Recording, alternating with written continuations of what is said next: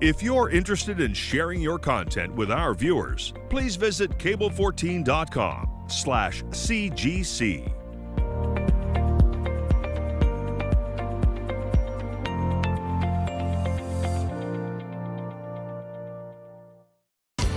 This week on Hamilton Life, chair and leader of the Bright Run, Nancy McMillan, and Ninja Warrior champion Drew Morelli.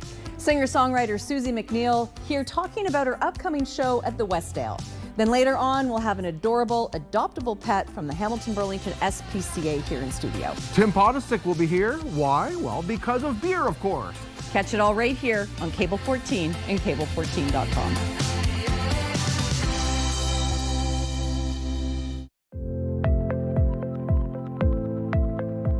When I was diagnosed with breast cancer in 2011, what scared me more than anything was the impact it would have on my 3 young boys. I was determined to show them that light would come from that darkness. Help us fund critical breast cancer research right here in Hamilton. Visit brightrun.ca for more information.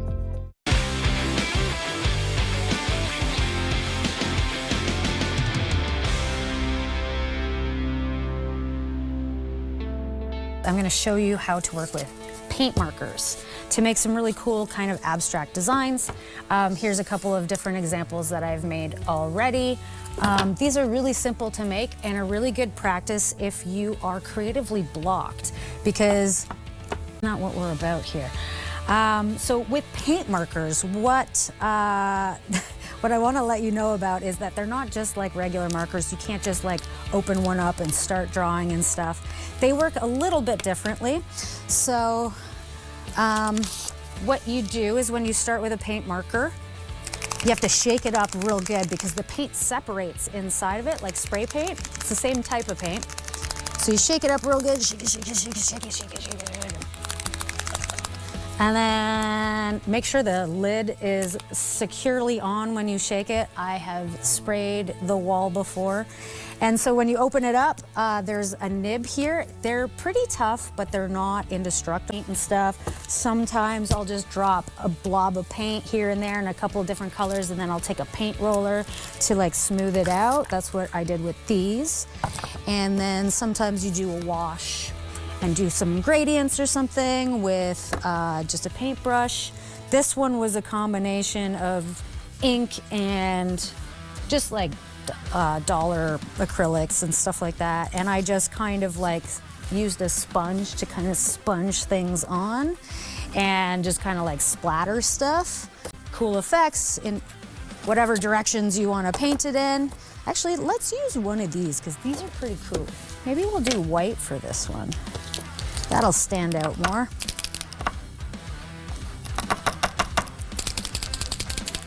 Oh, see, that's why you need the lid on. All right, let's try and draw a flower, for real.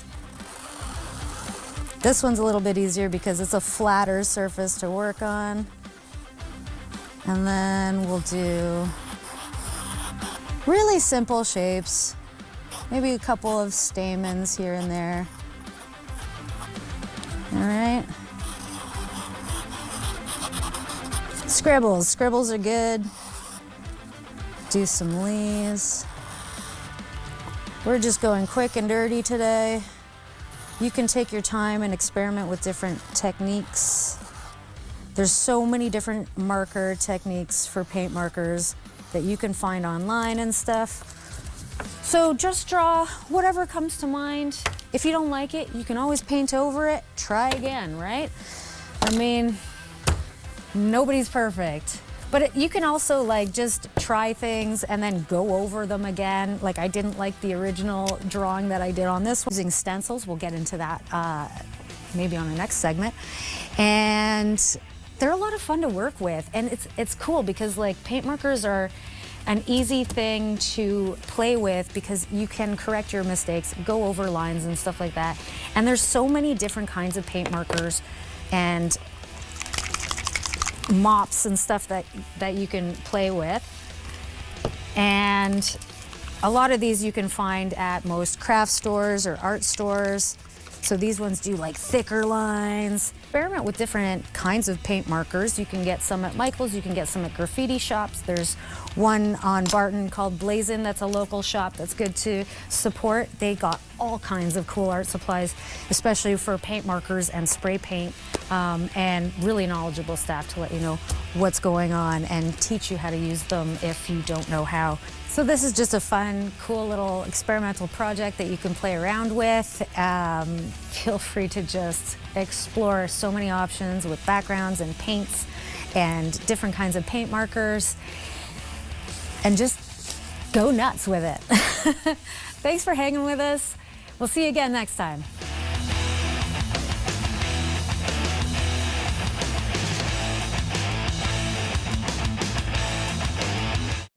Introducing the all-new Cable14.com. Watch what you want, when you want. Watch all of Cable 14's content live or use the website's TV guide to search for your favorite program. Discover what local events are happening in Hamilton and learn how to get involved at Cable 14 as a volunteer or community producer. Right here, right now at Cable14.com.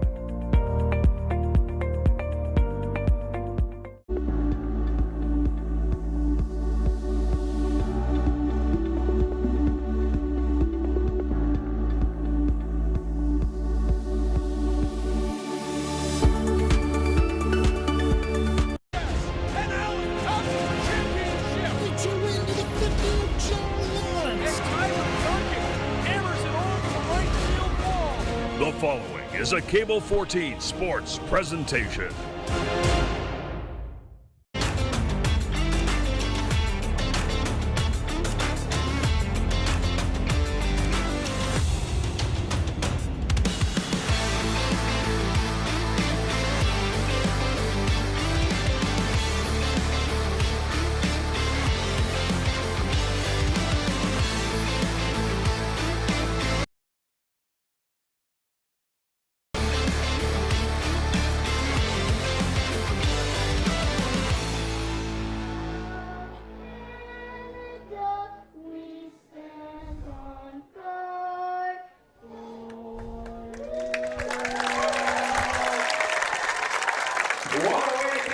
Another wonderful edition of the national anthem, and fitting with Canada Day right around the corner. Here we are at Bernie Arbor Memorial Stadium. Brent Gunning, Matt Creeley here with you for another wonderful edition of Cable 14 Friday Night Baseball. Hamilton Cardinals home tonight. They welcome in the Kitchener Panthers. It's the matchup we've seen. This will be the fourth time we've seen it this year. Of course, the two teams opened their Cardinals season here. Cardinals dropping that one, but since they've taken the last two against the Panthers, it'll be Hector Jan on the bump tonight. He was on the bump last Friday for what proved to be a wonderful Friday. Yep. Brent, is there anywhere else you would rather be than Bernie Arbor Memorial Stadium? And it's hard to believe it's already the fourth time this season that the Panthers and Cardinals are going to be facing off. Hector Jan has not faced the Cardinals or the Panthers yet this season. Panther starter Owen McNeil has yet to face each other this season. Jan had a very interesting outing his last time out. That, of course, was last Friday's home game against Guelph. Not only was it up and down on the mound, he ended up getting ejected as he was leaving the game. Doesn't really matter. He was already on his way out, and they can't put him back in. But, yeah, certainly an eventful one last time Jan got the game after blowing that 4-run lead in the ninth inning against Guelph last Friday. Yeah, and here it is. We do see the game getting underway here. Again, Kitchener comes into town. Matteo Zeppieri will lead things off. Not that high a batting average, but it's not how you get on. It's not always a hit that gets you on base. The on-base good omens go. That's the exact opposite with Hector Jan hitting the first batter of the game. Can't say you see that too often. Yeah, and Jan is a guy he's a velocity strikeout guy. So pitchers like that tend to battle their command, and Jan was throwing strikes a lot to start the season, but last week against Guelph, his old team, 4 walks, so that those. He's picked up 13 steals on the season. This is a guy you want to keep off the base pass. He could be a bit of a menace out there. I'll be curious to see how active the Panthers are enforcing the issue. Saw him square to bunt, and you see him whiff at the second pitch he saw. That is quick 2 strikes, and that's got to feel really, really nice to settle in after the way the game started. Yeah, and one thing about this offense, Brent, the Panthers are second in the league in strikeouts, but also walks. So they don't always have to put the ball in play. And then you see it right there. A lot of stolen bases for them this season so far. Yeah, and make it 14 on the, as I mentioned, it was actually McGill's CBL debut in that first game of the year against the Panthers. Had a little trouble controlling it, and it appears like he's going to get tested tonight. We got a 1-ball, 2-strike count on Petey Kiefer at the dish. Quick check from Jan. He delivers a ball, and it is quickly a 2-2 count after jumping ahead. 0-2-2 count. Quick check from Jan. Not going anywhere, but that ball is flared into left, and it'll drop. Or is Kitchener going to force the issue? They will not. And the throw is cut off in the infield. Smart by Zaperi to be held at third, and all of a sudden the Panthers have runners on first and third without an out yet made for the Wild against them. They're prepared for it. It's fresh in their minds. On the season, Evan McGill's done a pretty good job, along with the pitching staff, of kind of keeping that running game from being too much of a factor. Cardinals have allowed 22 stolen bases on the season. That is second fewest in the Canadian Baseball League, entering play here tonight. Yeah, it'll be interesting to see what they do here. Obviously, runners on the corner. Third base can be a little dicey. Go ask Jeff Hoffman and Kaz Okamoto about that one. Doesn't look like the Cardinals be playing with fire there. It is the lefty Jan on the mound, and again, it's Reyes not holding Zappieri at all, and he's going to get loose down there at third, and there goes the runner from second, and that ball's going to be flared into the left of Tyler Duncan into the gap in left center. That's going to score one. Down the past few weeks. Just a week and a half ago, they won 23-14 at home against the Brantford Red Sox. They put up a couple crooked numbers later that weekend, but lost, didn't get the pitching they needed. But don't get it twisted. This is a lineup that can hit. They're pesky, and the Cardinals are dealing with it right now. Yeah, you want to talk about a guy that can hit. Malik Williams up. He's got a .441 average in against the lefty Jan. It's remarkable how big the first out would feel here. You know, obviously, if you want to get greedy, roll something up the middle and quickly be able to turn two, have a very different feel to this inning. But things can snowball on you quickly, and you'd like to think Jan would like to get the first out of the game to stop that from happening here. There's the pitch. That will clip the inside, and it's a 1-1 count on Williams, the first of the two that we'll see tonight from the Panthers. Night. They could be among the more dangerous teams in the league. They've also come into this one riding a 3-game losing streak, so it's been a up and down season for them, to say the least. And there's a quick check from Jan going back to first. You know, it's interesting when you think about the idea of controlling the run game. There's so many different ways you can do it, right? That's back and firing. Jan a little bit of a more deliberate worker here, and there is the runner going to second, and that's going to score another one with it getting away from McGill, and we'll have a runner go into second, making a big turn there. There is going to be some shenanigans on the base paths tonight if this is any. And if you're the Cardinals, I know it's already played a big part in this ball game before the first out has even been recorded yet, but you can't let this pressure you into making mistakes.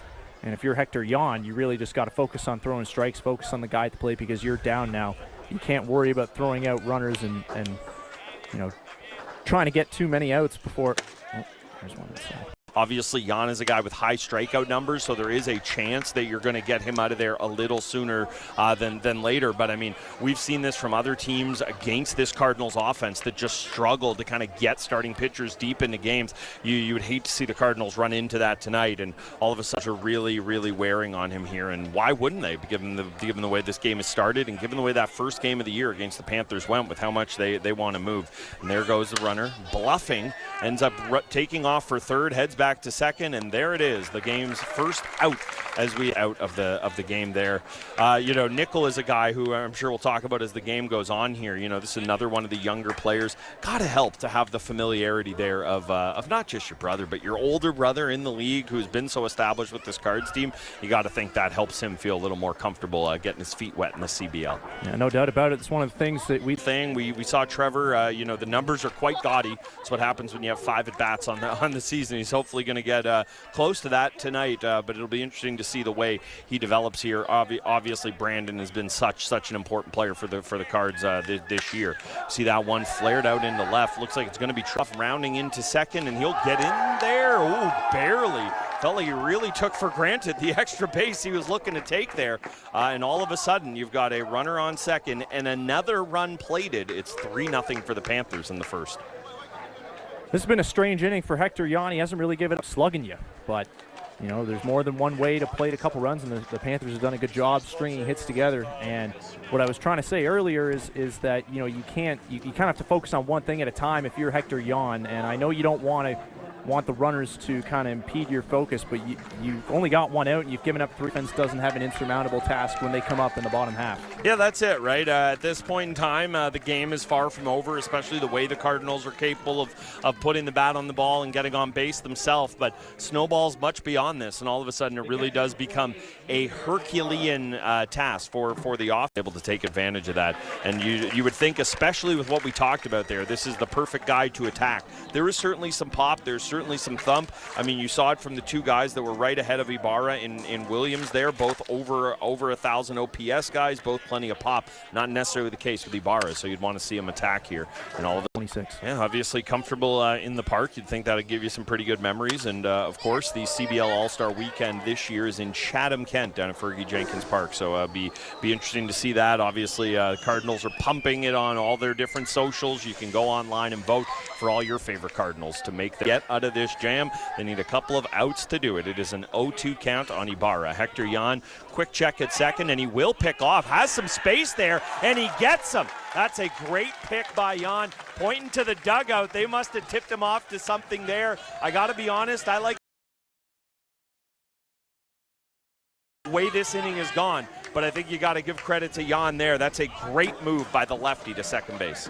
Yeah, you see it right there, and there's a few ways to look at a play like that, and for Yan, you have to put this type spin on it. You're now 1 pitch away from getting out of this. Yeah, he certainly is. As we mentioned, Ibarra is struggling there, and he watches strike off. He's got to feel fortunate to get out of it. The way that one was trending, 3 felt like the lower end of what we could have possibly seen there, and there's the first punchy of the game for Yan. For a strikeout pitcher, so important to get one of those. If you cruise through the first inning, you're not worried about the way they happen, but when it happens like that, you want to feel like throws as hard as he does, relies on the swing and miss. It's not going to be easy to do damage on a guy like that. Yan still hasn't given up a home run this season, so you got to go up there, think small, think 1 hit at a time, stack base runners, and the Panthers did a good job of it, and we'll see how long they can stave off the Cardinals here as they will get set to face the right-hander. For the Panthers is a guy with a 7.71 ERA this year. He's also got a 1.89 whip. We'll talk to you about that a little more. As far as what the Cardinals have got cooking, Tyler Duncan leading things off in center field. Brandon Nichols, the shortstop, batting second. Darling Herman at first, followed by Evan McGill behind the dish. Angel Guerrero is your DH tonight. Carlos Dominguez to the top. He's batting 9th and playing second base. There is Owen McNeil. Again, he's averaging this year an ERA of 7.71. Well, he's not averaging it. That just is his ERA. As far as his whip, it's a 1.89. What does that mean? It means you can count on just about 2 base runners an inning, a little less than that. Obviously, the dangerous hitter he can be and taking what's offered to him, which a lot of times this year has been a free pass. Yeah, exactly. He's .462 on base percentage, is 10th in the league, 8 walks for second on the team. Tyler's managing an OPS in the 950s despite slugging under 500, so it's been a lot of singles and a lot of getting on base for him this year. Yeah, that exact thing you saw right there, that's been the Tyler Duncan season. We talk about the 3 true outcomes in baseball. It has felt like laser up the middle, walk, or out in some way, shape, or form from Duncan this season. It's been a lot more of that than the outs. Got to be a good start for him. Duncan's a guy they've kind of moved around at the top of the lineup. You've seen him at 2, you've seen him in leadoff. This is a guy that was a little dinged up earlier on in the season. Good to see him back in the field. Good to see him back to health, because this is an important player. Not just what he does with the glove, but you don't hit 2 because you're good with the glove. I can promise you that. Not the way Luis Bernardo or any other manager would set it up. See a healthy hack from Nickel there as McNeil gets his first swing and miss of the game, much as they did. That is a tailor-made double play right to the shortstop, over to the second, and it is a good throw over to first, and it is a win. Yeah, it's turning 2 there by the Kitchener Panthers. In terms of the way the Panthers are lining things up tonight, you see in the outfield, it's Zaperi in left, it's Gross in center field, and Junior Ibarra is the catcher, and Owen McNeil on the bump. Whatever Hector Yan couldn't get going for him in the first, McNeil leaning on it there. You give up the hard hit ball, maybe harder than anything we saw from the Panthers in the first, but you're able to get a ground ball to the very next batter, and all of a sudden it's a completely different ball game for this team this year. Yeah, Herman has been flirting with 400 all season, and last week was a big one for him on the power front. His slugging is up over 600 on the year now. Homered twice last Friday against Guelph. And his 28 hits lead the team and are also top 5 in the CBL. He didn't hit home. QR code on the screen in just a second. There it is. And that, of course, is in support of the Cancer Assistance Program. Anytime you can get involved in a 50-50, you get to play the lottery, you might win it, and you get to help out a good cause. What is not to like there? So you see that again. Scan the QR code. Nice little dino in the middle. Don't think I've ever noticed that before. Scan the QR code.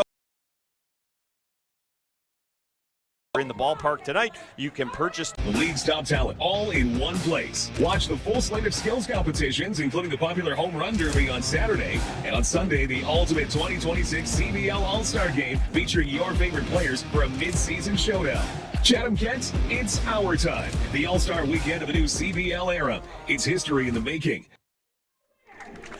Fergie Jenkins Stadium will play host, obviously named after one of the great Canadians in the game of baseball there. Hall of Famer Fergie Jenkins. Beautiful park from what I heard. Haven't taken it in myself, but it does seem like a beautiful, beautiful facility down there. I mean, it's no Bernie Arbor Memorial Stadium where we are tonight, but it's pretty nice. Pretty nice or pretty good in the Larry David. And that would go a long, long way for him, feeling comfortable on the hill in this one. Yeah, just 20 pitches for Jan in that first inning. It was kind of death by 1,000 cuts, but then the pickoff move to get Josh Williams at second, and then the strikeout of Ibarra on the next pitch. Hopefully for him, that's a little bit of momentum back on his side. Yeah, that pickoff looming large. I mean, even if you get Ibarra there, you end up with a place or in a place where you're still having to deal with Skansky with a runner in scoring position if you don't get the pickoff there, despite getting the punch out on Ibarra. We see it there from Jan, and there's the easy one we were talking about. Nichols ranging over to his left, high throw. It'll pull Herman off the bag, and all of a sudden, once again, the Panthers have got the first over one. And if you're Hector, you just got to think, hey, if I do that again, then it could be 2 outs. Yeah, that's right. Do it again, and you'd think it absolutely would be. Way short to throw this time, too. It's only going to second. He gets to throw it to his brother if it's a tailor-made like we see again there. We do see Jan continuing to attack. I think that's a good thing to see. Anytime you get, and it, I don't want to overstate it. It's 3 runs, and it wasn't like it was a ton of hard contact. But when you give up 3 in the first, can sometimes cause you to go about your business a little differently. You don't want to attack in the same way. You'd maybe try to be a little more outside of the zone, and it's good to see that Jan is thinking anything but that. He is in full attack mode despite the way the first went. Yeah, and the Cardinals faced a similar deficit a couple weeks ago against the Brantford Red Sox. They were down 3-0 going into the second inning of that one. They came back, scored 7 to take the lead. They would not relinquish it, so Jan's just got to keep them at 3 right here and give his offense a chance. Yeah, it certainly is. From a Panthers perspective, they'd love to roll this over to the top of the lineup, which would happen if they're able to avoid 3 straight outs here. And that's not what happens with one, as Trevor Nickel ranges into shallow right, shallow center. I don't know. I guess it'd be more center than right. Although Dominguez was the guy who looks like he's giving it to him about going out to get that one. Always fun to see this with baseball. We see this all the time with the Jays, of Vladdy and Ernie Clement squawking at each other in good fun. It's fun squawking. It's like a brother. And they know that because there are 2 of them in the middle infield now. This is the beer batter tonight. It's Raffy Gross, the center fielder, obviously with a strikeout here. It would lead to a beer happy hour, but that won't be happening because it's a flare out to Dominguez. He gets his wish. He gets to make a play. Underhand toss to Nichols. See, everybody's friends. It's okay. And all of a sudden, Hector Jan having an inning much closer to the one he would have wanted in the first. Yeah, that's exactly what the doctor ordered for Jan. A couple early count balls in play. Harmless little pop-ups there for outs number 1 and 2. It's 3-0 through 1.5 here at Bernie Arbor Memorial Stadium. As the Cardinals look to get back offensively, the double play, it can kill, many a rally or a rally that was thinking about getting started. You have to think that if you're going to get the leadoff single like you got from Tyler Duncan last time, Cardinals are going to be in a pretty good position. 3 runs is not a deficit you want, but it is far, far, far from inescapable for the way this Cardinals team can hit. Yeah, it didn't start off on the right foot, but if you're the Cardinals offense here, you got to smell blood in the water. Owen McNeil in his last start in London a week ago, he got tons of run support, but still left after 3. He's still a pretty meaty part of the order that's going to have a chance to do it. It'll be Evan McGill leading things off here, the catcher. You know, this is a player who has had a lot thrown on his plate this year, not just catching for the Cardinals, really the guy dealing with, I mean, the bulk of the catching duties doesn't even seem fair. Obviously, you know, he's gotten spelled here or there, but this is a player that has had a lot thrown on him. You look at the pitching performances the Cardinals have had here. I don't want to take anything away from the starting pitchers or the relievers for that matter, but you got to give a little credit to McGill and how easy it seems he's seen. I think it might be time for an off day, but he's like, no, he wants to catch all 48. So we'll see how far that lasts. We still got about 2/3 of the season to go here, but he's a workhorse. He loves to be out there. And good thing for the Cardinals because he's been massive at the plate this season. Had 2 doubles and 3 RBI last Sunday in the 13-3 victory over Chatham, and just looking to keep the ball rolling here. He's young. Those knees are fine. When he gets closer to 30, we can start talking about off days. No, he doesn't need it. Obviously, the Cardinals have more than capable options there behind him, but have love what they've seen from McGill. It's a guy who the offense took a little while to come from there. And as I mentioned, you know, he was kind of drinking from a fire hose at the start of this season when it was McGill was getting ran all over by approaches. You know, he doesn't want to get too swing happy, also doesn't want to be passive. It's quite the dance you have to try to do as a hitter at any league, but especially when you're getting used to a new one. I would say McGill's doing a good job of walking that line because he leads the team in walks. His plate recognition has been pretty good. He hasn't been striking out much either. Hitting over 300, slugging over 600. I think this is one of those cases where you just tell him, hey, kid, keep doing what you're doing. Yeah, certainly, and the kid has been doing that. He's very confident, and why shouldn't he be the way he started? Taps one on the ground to third. It'll go to Fuji, who's going to have to run in. Hard play to make, but he does it, just getting the ball to Williams in time to beat McGill, the catcher. Moves pretty well for a catcher, but again, he's young. I don't want to give him too much credit for flying around out there, but he does move pretty well for a catcher. There are guys on this team who I think because of the position they play, they maybe don't get the credit they deserve. I have gone on and on about this, and I will not stop talking about it in terms of Tanner Rempel and the athleticism he shows over at first. When we do see him in there, McGill, another guy that is proven to be quite the capable athlete along with a capable baseball player. Unable to get on base there, though. And it is a cruising Owen McNeil early on in this one. That ball is outside, and Guerrero will watch it for ball 1. Guerrero, a guy that's kind of, less of a regular, I think it's fair to say, than some of the others in this lineup. What is his importance to this Cardinals team, Matt? He's got sneaky pop. Don't be fooled by the fact that he's not in there every day. It was him who got it all started, really, last Sunday against Chatham with an RBI single, and then he added a solo homer later in that one. Finished with 3 RBI. His OPS now up to 823 on the season. He's one of the younger guys on this team, and being a lefty hitting outfielder, the Cardinals have a couple of those, so it's not always easy for him to draw in every single day, but he's more than capable of doing it. Yeah, certainly on time with that one. You know what they say, when you foul it straight back, you were right there. That's as close as you can. We're good on that front. Guerrero fouling another one straight back, more or less over our heads, and he continues to fight off pitches. It's a 2-2 count for Guerrero here. In terms of staying alive in at-bats, a guy like McNeil, the way he struggled this year, you just want to continue to give yourself chances, right? The idea of fouling off pitches, waiting for the one that you can do damage on, certainly a good way to go about your business. We'll see if Guerrero's able to do that here. Continues to work it straighter and straighter. That one, though, will stay in play into foul territory, but still in play for Fuji. He had to go a long way to make the play, but he does that, and Guerrero is retired. I talk about it all the time. Just because it's hit foul doesn't mean it's not in play here. A lot of room behind home plate, a lot of room down the left and right field lines, and it will now be Dominguez is a worst nightmare for a pitcher when he makes a mistake. You can get him swinging and missing sometimes, but if you miss something out over the heart of the plate, he is sending it to Jupiter. Seeing the exact opposite taxis. He squares to bunt, but too close to the first baseman, and he tries to slide to avoid the tag, but Williams is able to get it on him, and it's another quick inning for the Cardinals here. They have now failed to score in the first 2 innings of the game. It is 3-0 for the Panthers through 2 innings here at Bernie Arbor Memorial Stadium, and as always, we want to thank our friends at Armstrong Bird Food.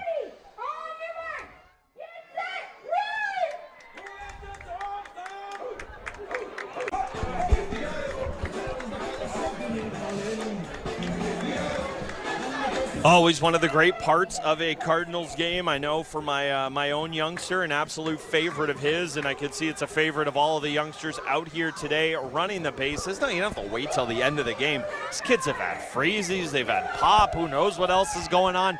Get them out there, run them around, get a little energy shaken loose, and you see that here. Awesome, awesome thing that the Cardinals do. One of the many, many reasons I would implore anyone, if you haven't been down, get out to a game right here at Bernie Arbor Memorial Stadium. Obviously, a lot of Friday nights, a lot of Sunday afternoons coming up as we get deeper and deeper into the summer as well.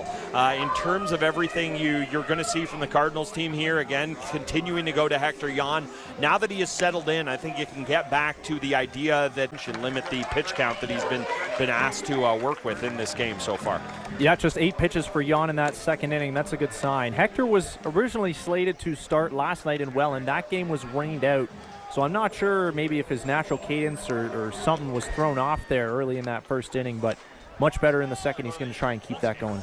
Yeah, certainly we'll see what happens there. Obviously, far from bodies up, still plenty early in this one, and really important for Jan to settle down. You know, the starting pitching has been a strength of the Cardinals. Feels like I'm not doing it enough justice. Obviously, you have the reigning MVP in the league in Owen Boone. You also have a guy who I believe is second in the league in Ks in Frazis Adames. Then you have a guy in Hector you keep getting better and better.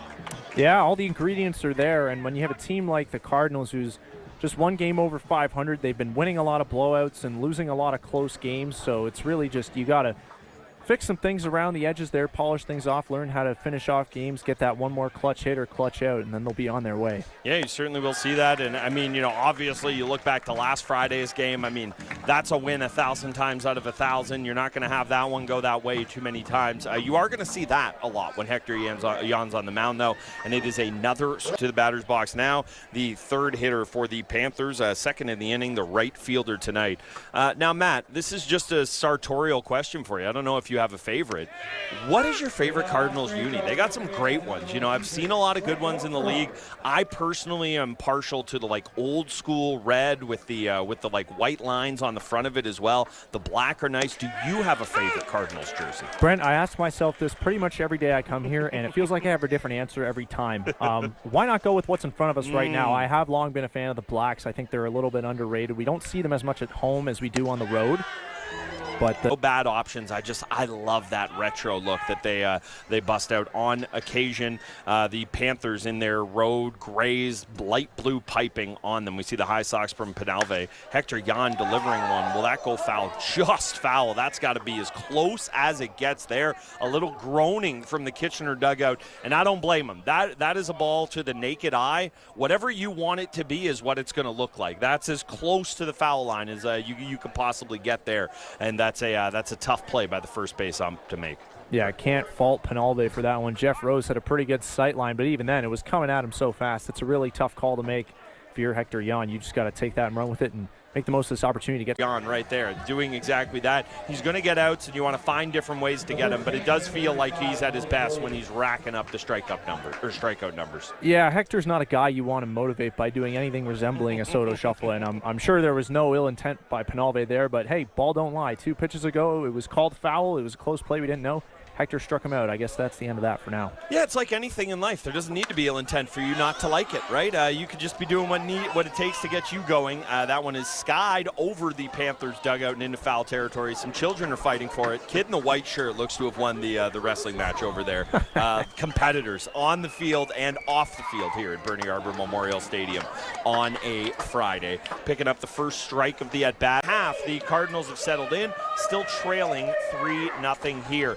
You know, it's got to feel nice for Nickel to get to make that play. Obviously, he had the one, as far from booting it or anything along those lines, but the tougher play where he had to go off to his left, was unable to make the throw he wanted to Herman at first. Got to feel nice for him to make a clean, crisp play like that. Not only that, but just to have it end the inning as well. Yeah, and confident defenders, after they make an error, all they want is a chance to get the ball right back and redeem themselves, and that's what Nickel did right there. The final hop that ball took went a little bit to the side. He kind of had to reach across his body and backhand it. But a nice play over to first, and now for the Cardinals offense, they're 6 up, 6 down against Owen McNeil. Tyler Duncan grounded the first pitch up the middle for a base hit, and nothing doing since then. It's been a lot of weak contact so far, still no strikeouts for McNeil, so it's not like he's been blowing them away or completely overpowering them. They're just a little bit off right there. needs somebody to connect right now and start a rally. Yeah, you want to see a handful of pitches if you're the Cardinals here. We see Luis Bernardo going over to Rainy Reyes, who will get this inning started. Maybe talking about exactly that there. I'd imagine there's an element of knowing what the stat line has been like to be involved, a little more offensively than they have been thus far. It will be Reyes who will lead things off here. This is a player that's playing a lot of third for the Cardinals this year. I love the old school look he's got. No batting gloves. I'm taking a look at him now. He's rubbing dirt in his hands as he grabs his wand to get ready to go up there to the same. The shot looks exactly the same. Baseball still feels like a game where it is the most different player to player, and whatever works, you're going to hold your hands here. Yes, you want to get into a quote-unquote ideal hitting position, but there really are all different ways to do it, and it's one of the things I love about this. See some soft contact from Reyes. He's not going to love that as the second baseman fires a strike. To the plate before he even made contact with that one, just rolls off the end of it harmlessly over to Zane Scansey at second for the first out. And Yoki Pena might be somebody who wants to see a few pitches here. McNeil's been getting into a groove here that's in terms of batters here, so not the way you'd want to go about your business at all. And that's facing the minimum after the game started with a single. It's been remarkable what he's been able to do since Tyler Duncan got that hit to lead it all off. Now Yoki Pena here, only his third home start of the season, I believe. Just 4 for 22 to start the season. He's only played 7 games, but this is a guy who, for portions of last year, was their leadoff man. He's a pesky hitter off the bench.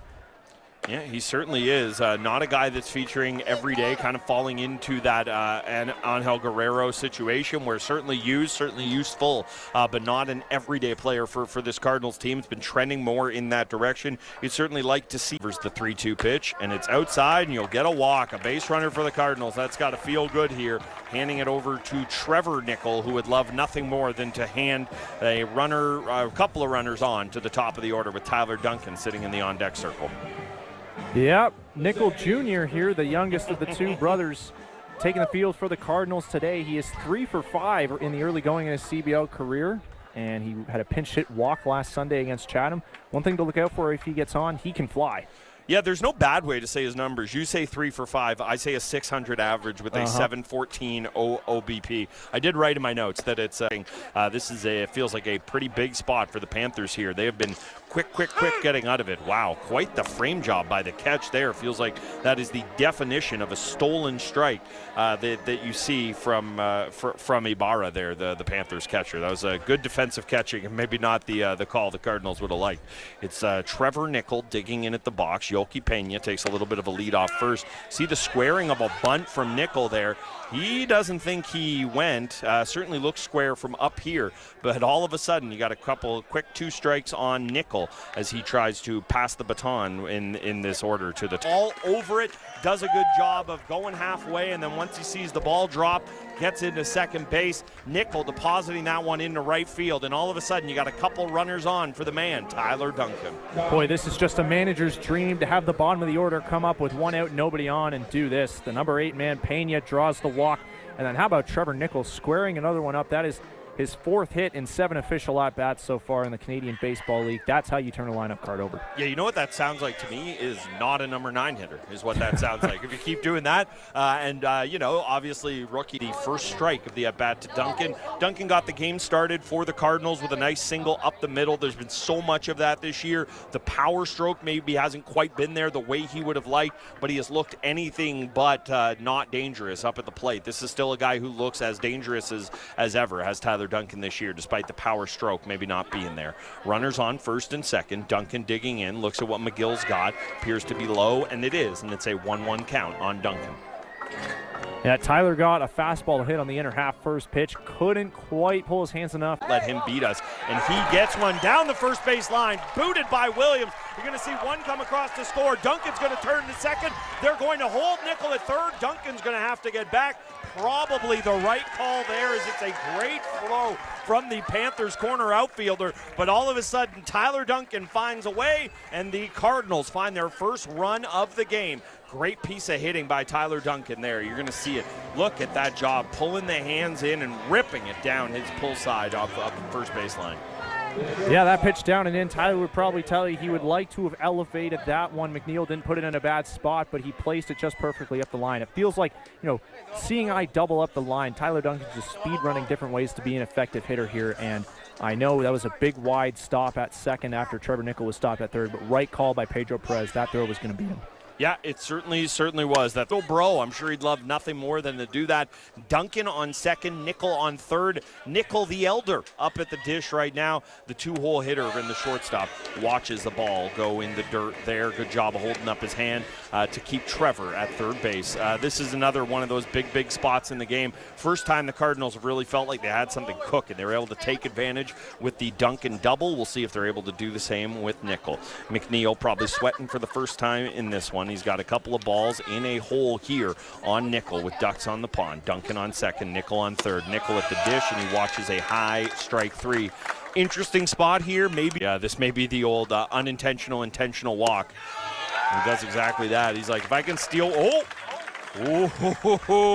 getting a little sleepy walking off third was Trevor Nickel after his brother watched ball four. He's able to get back, no problems there. And all of a sudden the Cardinals have the bases loaded. I think you nailed it there from a pitching perspective. That's exactly what you want to do. You want to put a ball in a spot that can't hurt you. If you can steal a strike there at the bottom of the zone, inside as well, you'd love to do so. But now all of a sudden you hand out the free pass, but you've got a fresh count to work with for a very dangerous hitter in Darlin Herman. And you see how things turn for the Cardinals once they start making McNeil pitch under pressure. There have been a lot of first, second pitch outs. A Lovell gets them on the board, and then a 4-pitch walk to Brandon Nickel. Maybe lost a little bit of composure, lost the strike zone a little bit. You have an inning in your hands right now where it could get out of hand quick for the Panthers, and Darlene Herman is going to try and make that happen. Yeah, certainly the guy you would put up in this spot. You know, I said Tyler Duncan's probably the most dangerous Cardinals hitter. This guy's been the most dangerous run producer. A team-high 19 RBIs for Darlin Herman, playing first base tonight. We'll see if he can play the hero. Hits that one a mile high in the sky, not particularly deep. Nichols will give it a go, though. He tags at third. In comes the throw. It's cut at the shortstop, but there will be no throw home, and the Cardinals have got another one on the board. Trevor Nickel. Pretty easy bet to score from third on a sac fly. That's the guy you want in that situation. So they're 2/3 of the way to making up the deficit they faced in the bottom of the first. This is an inning to build on here. Yeah, it certainly is, and obviously plenty of trouble still for McNeil. Obviously 2 outs as well, but he's got 2 runners to deal with and a pretty dangerous hitter in Evan McGill coming up to the plate, and the catcher watches ball 1 outside. For McGill, this is a pretty interesting spot, again, for a guy who's playing that little dance in his head between being aggressive but not over-swinging. This is probably a time where you got to try to reel yourself back a little bit because the eyes are... Cardinals, amazing how quick games can turn around when you've got an offense like this. McGill putting a charge into the Hamilton night sky and a charge into this stadium as the Cardinals now have a 5-3 lead thanks to 5 runs in this third inning.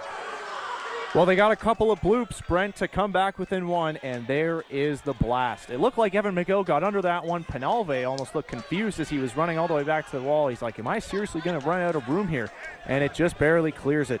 What a big swing for the Cardinals. It's a 5 spot now. Great offense up and down the order. And again, I cannot stress enough the importance of the bottom of the order starting this rally. It looked pretty inconspicuous to start off. Nobody on, 1 out.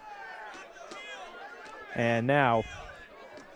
how things change. Yeah, certainly how things change here. We got a replay of the swing from McGill, and you could tell the way he hit that one. I think he at first kind of took off like that was going to be can of corn for the outfielder, but it just kept carrying, and it carries all the way over the fence. And we now see the Cardinals continue. It's Guerrero grounding out to second base, and that'll be enough. But it is one batter too late that the Panthers pick up that out. The Cardinals put up not 1, not 2, not 3, not 4, but 5 in the bottom of 3, and they now have a 5-3 lead. We'll be back right after this with another edition of Cable 14 Friday Night Baseball. Go on, he's waiting for you. Go. Just go just this one time. He's a nice guy. He's not gonna hurt you.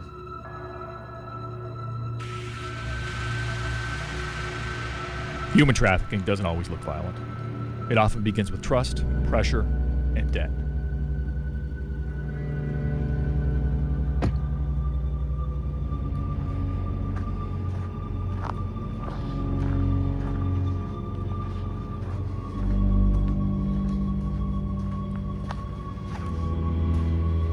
If something feels wrong, it is.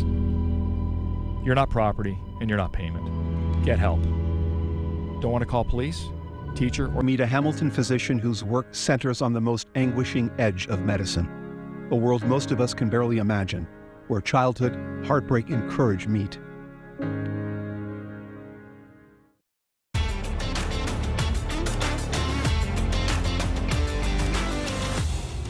Welcome back to Bernie Arbor Memorial Stadium. If you're just joining us, shame on you. You just missed an incredible bottom of the third. Evan McGill putting a punctuation mark on it.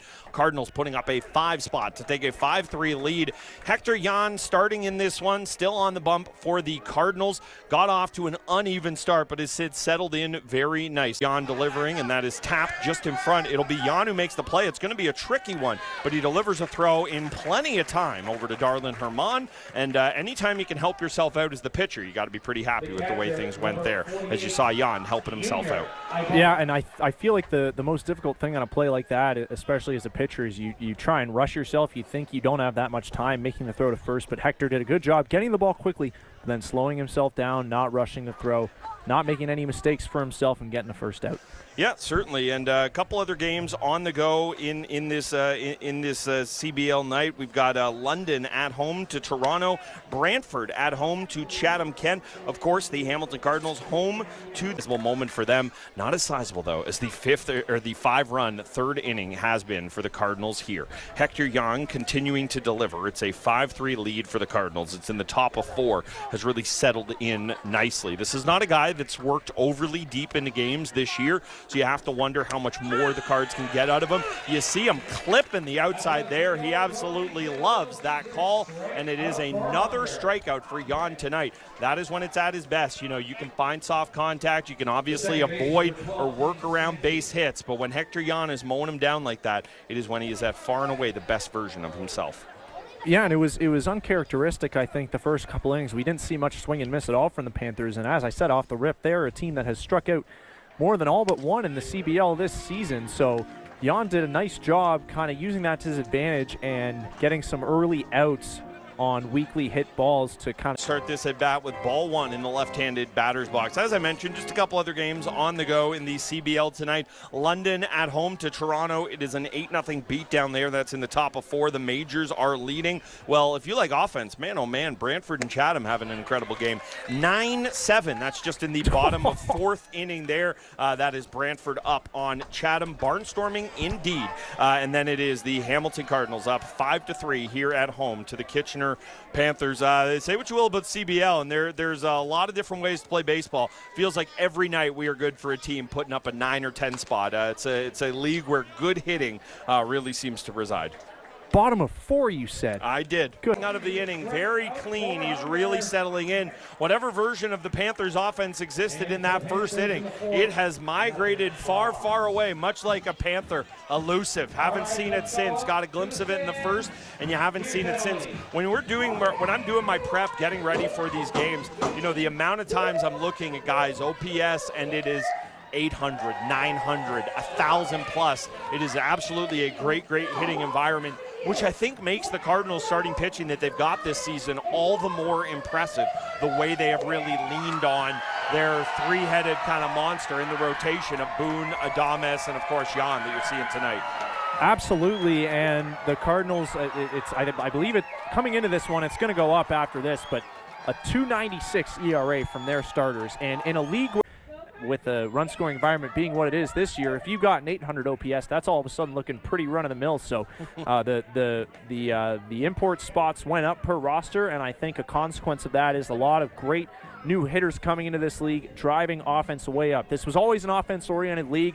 We saw it trend a little bit more toward the pitching side the past few years, but now it's reverse course once again. Yeah, you really have seen that. You obviously want to have good pitching. Obviously, you want to have defense you can trust, but it really, really, really does feel like you've got to lead the way with offense here. Obviously, the Cardinals feel pretty good about that. They showed what they're capable of in the last inning that we just saw, and that wasn't to your point. I think it's a really important one. It's not just the top of the order doing the damage, right? Like in that third inning, and I think that's the thing about this Cardinals team is that it doesn't feel like there's one pocket where the damage could come from. It feels like there's really damage spots lurking up and down the lineup. and you see Dominguez hit one. That is hit a mile into the air, not traveling overly deep, and we see the center fielder settling underneath it, and there is the first out of the inning. But yeah, it's got to be depth up and down the lineup, and you see the Cardinals kind of getting into that middle/bottom part of the order now. It was Pena and Nickel that started the party last time. I guarantee you, if you ask Luis Bernardo after the game what he thought his favorite part of that third inning was, he would say to you that the bottom of the order, setting the table there, was exactly that. And Yoki Pena's now on deck here. Yeah, you see him on deck, and it is Rainy Reyes, the third baseman here. He watches strike one as he looks to pick up the first hit of the inning. Conversely for Panthers, because as big of an offensive explosion that was for the Cardinals in the third, we're still just looking at a 2-run game and a lot of time left in this one. So it'll be curious to see how they handle McNeil, and they is both. They is the Panthers and they is the Hamilton Cardinals, the way they've gone about their business tonight. There's the pitch. Reyes watching it high and outside. Don't think he caught either dimension of the zone there, as Reyes will try to work this count. It is 1-2 on the Hamilton Cardinals third baseman. McNeil settling in, gets a sign he likes. Goes to the almost Clayton Kershaw arm upset, I've noticed. I kind of like it from him. And we see there, that is a high foul ball by Reyes. It's going to go right directly over our heads, and I'm sure there is some children scrapping it out in the concourse trying to get that baseball. They love it. Kids, you give them something, but if they can earn it for free, oh my God, it's their favorite thing. Here is McNeil settling in. This is a spot in the game where, you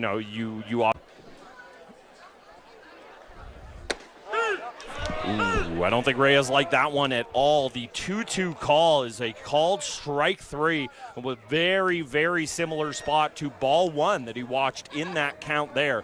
Certainly not the way Reyes would have liked that one to be adjudicated, and all of a sudden it's a quick 2 outs for the Cardinals in this bottom of 4. Yeah, I'm okay with Rainy Reyes not swinging at that. I'd love to see a replay on that pitch. Hey, 2-2 count. We know what that's code for. No. Hey, I'm just calling what I see. Yeah, as you should. That's what you're here for. There's Yoki Pena putting a bat on one. It goes out of play to our left over the Cardinals dugout this time. And yes, we will continue to see. This is not a Cardinals team that's struggling getting a bat on the ball here. It's felt like since that first inning, the Panthers have been having trouble squaring up Hector Yan at all. That has not been the case for the Cardinals and McNeil. McNeil delivering, and Pena swinging away. Gets high. It's going to be into a bit of a trouble zone, though, but the center fielder settles underneath it, and it is a quick 1-2-3 for the Panthers. Cardinals continue to lead things as we head to the top of 5. The Cardinals have a 5-3 lead here on the Kitchener Panthers. We'll be back after this. It's another wonderful. We will stay with you. We'll be back. We'll take our next commercial break at the end of 5. We're just starting the top of 5 here.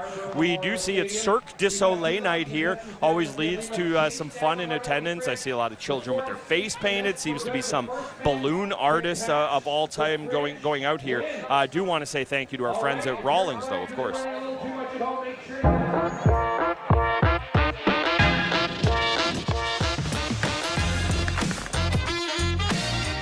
My first professional into this game. It was far from the start he wanted tonight, but you've seen him really settle in. The strikeouts are starting to pile up. The base runners are starting to dwindle. That's exactly the way he wants to draw it up. It does feel like we're starting to get into the portion of the game where both managers are going to have to think about what comes next. Obviously, what happens in the offensive side of those innings will go a long way towards it. We do have a body warming up in the Panthers pen, or at least on the verge of warming up. We have a couple bodies hanging out in the Cardinals bullpen, but nobody appears to be too actively working yet. So we will keep tabs on that, because we're starting to get to the game where it is decision time for Luis Bernardo and his counterpart on the other side of the Panthers, for the Panthers here. Always interesting to see. It's probably the most kind of hinge point decision a manager has in a game. Obviously, a pinch hitter here, a pinch hitter there. Do you want to hit and run? Do you want to throw down a bunt? These are all decisions, but it does feel like the ones we end up coming back to is when you yank a starter, and not to say that they're on the verge of doing that with Jan, but it's always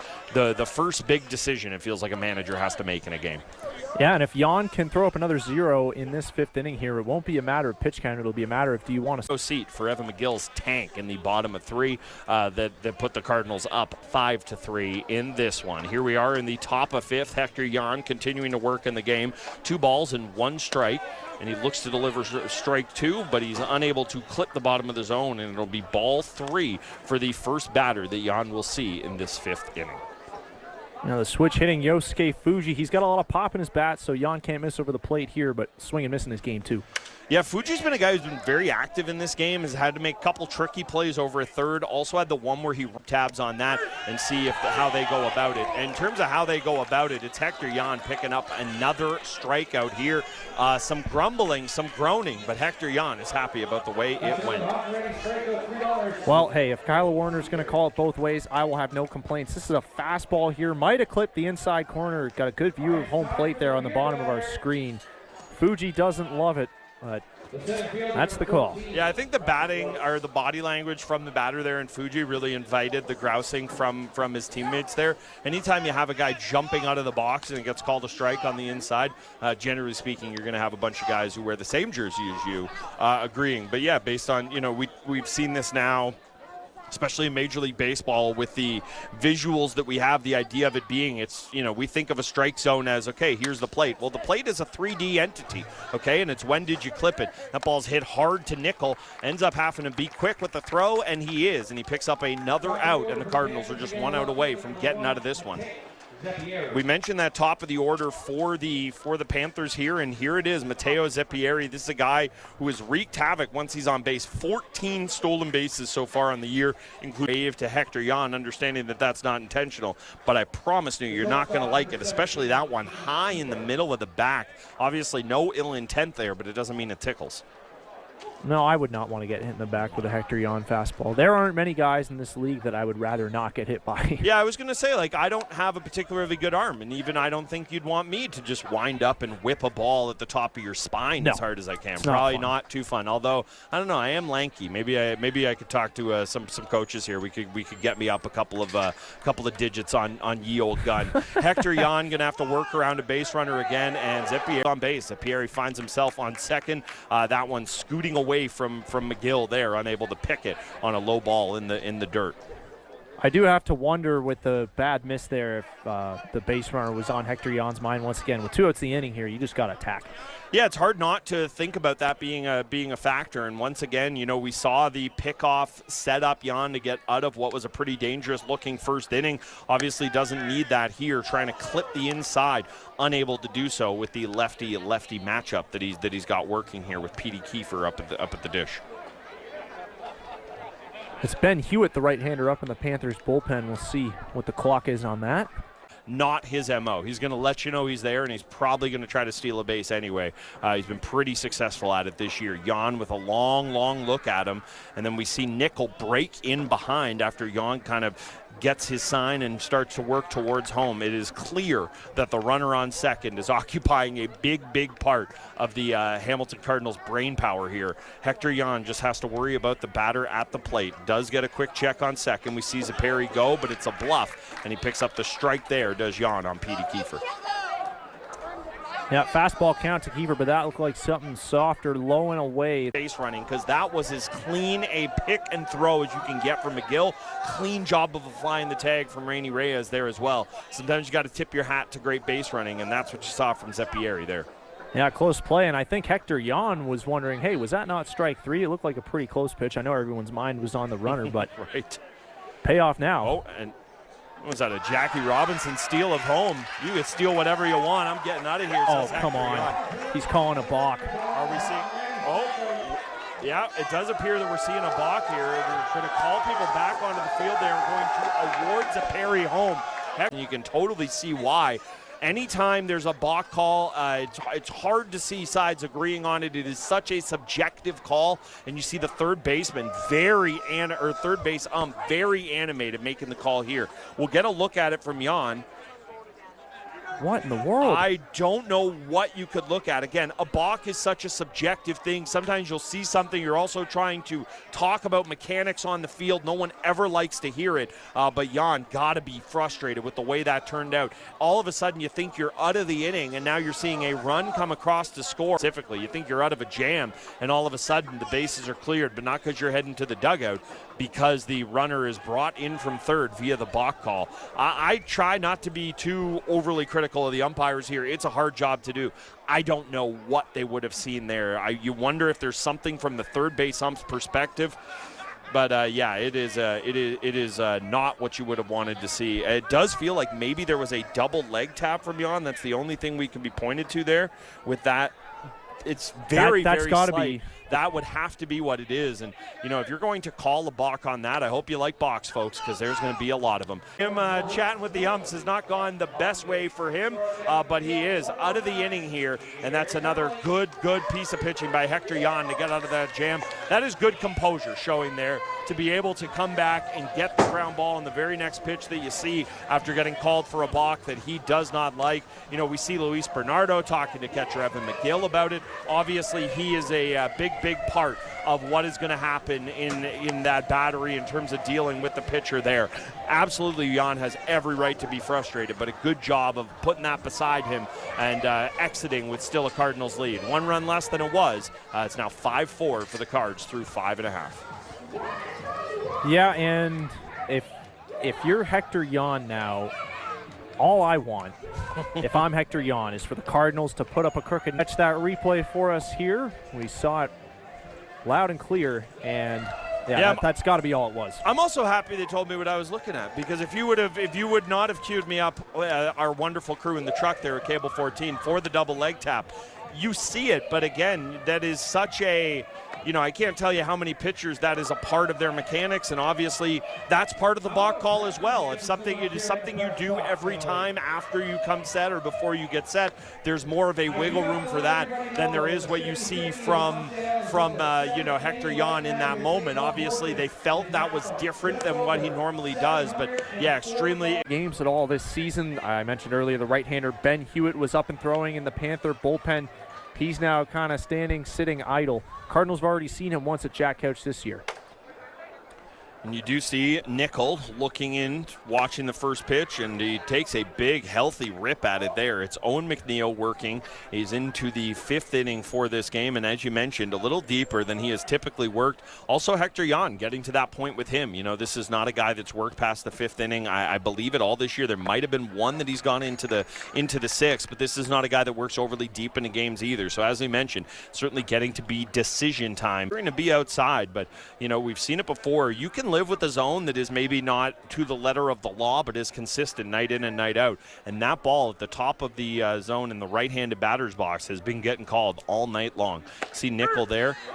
Watch him one, strike 3, and they're going to throw it around the diamond. It is a strikeout for McNeil as he gets the strikeout on Trevor Nickel, who will hand things over to Tyler Duncan, who led off the game with a hit, picked up another one his last time up. Tyler Duncan's been locked in so far for the Cardinals in this game.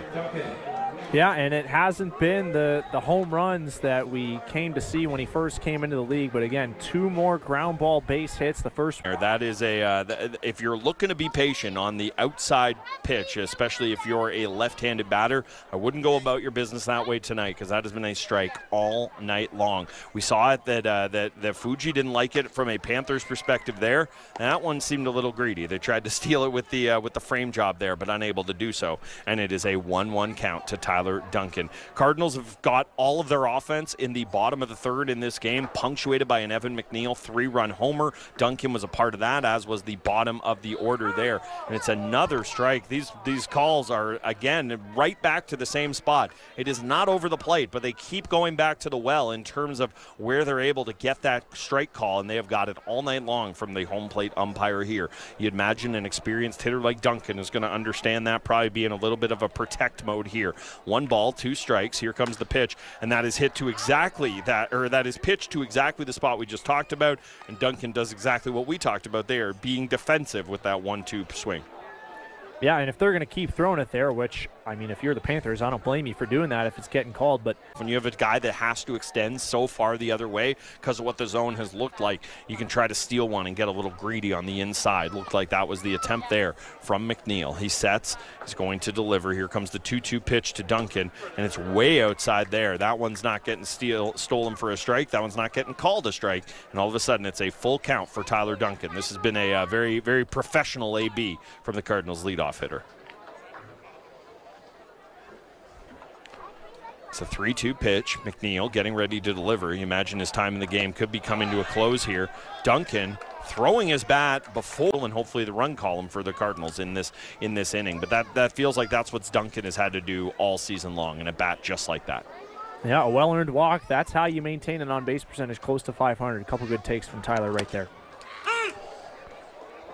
Going low and outside to Nickel to start things off, and he watches strike one. You know, again, Nickel not a hitter that's going to be too fussed by falling behind, even subtly with just the first pitch strike there. Duncan is a guy that is certainly capable of stealing, but with the way the Cardinals' top of the lineup is hit, you don't want to make a habit of running into outs. Not really a check there, despite if it's there, but it's been far from their MO of the way they've wanted to go about it compared to the Panthers. Yeah, and this may not seem intuitive with the emphasis that Luis Bernardo has placed on small ball and bunting and trying to, nickel and dime your way to big innings, but the Cardinals really haven't been aggressive in the running game at all. Just 12 stolen bases as a team this year. That is one ahead of the last place Toronto Maple Leafs. Lot more hit and runs than stolen bases, but you get the idea. Yeah, Zappieri has 14 himself this year to the Cardinals 12, so I think that's telling there. Barely a lead from Duncan, and obviously McNeil's thinking about it as he gets a check. Duncan's back to first. Everybody's safe, and it is a two. I don't even know if it's 2 days. He's getting in quite the low squat over there. That one is shot into right. Duncan's going to go to three. He's going to be held up there. Bit of a wide turn from Nickel, but he'll get back into first, and all of a sudden the Cardinals have runners on the corner with one out, and the team's leading RBI man in Darlin Herman coming up to bat. And a great job by Nickel keeping his bat through the zone here and kind of just flicking this the other way. When you put it over the first baseman's head and the right fielder still has to come in, that's kind of an easy spot for Tyler Duncan to go to three, and that was a fastball probably off the outside corner, but again, Nickel doing a great job taking what he's given, making the best of it.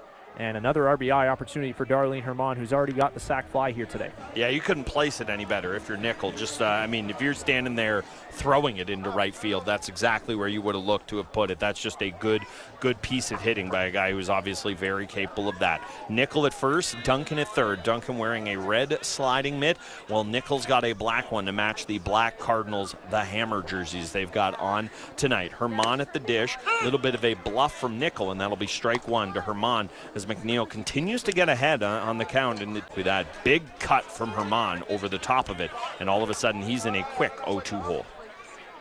Yeah, this has been pretty much the only hole in Herman's offensive game, is that you can catch him out front on a breaking ball. He's been often sitting fastball this year. He's been getting a steady diet of good ones to hit, and even when he hasn't, he's still hitting at or near 400. Has been pretty much the whole season, but a nice pitch there by Owen McNeil. Yeah, and you do see, obviously, it's a right-hander that'll be coming into the game, you'd imagine, for the Panthers if they do make a pitching change here. So it's not exactly a platoon split situation that is keeping McNeil in the game. It's the righty in, and all of a sudden the Cardinals have two outs here with runners on the corner and McGill coming up to the dish. Man, it has been really hard to retire Herman this year in a runners in scoring position, less than 2 out spot. Feels like he's come through virtually every time in those situations. He had the sac fly his first time up, failed to come through that time, a rare strikeout from him, but you know who did come through last time?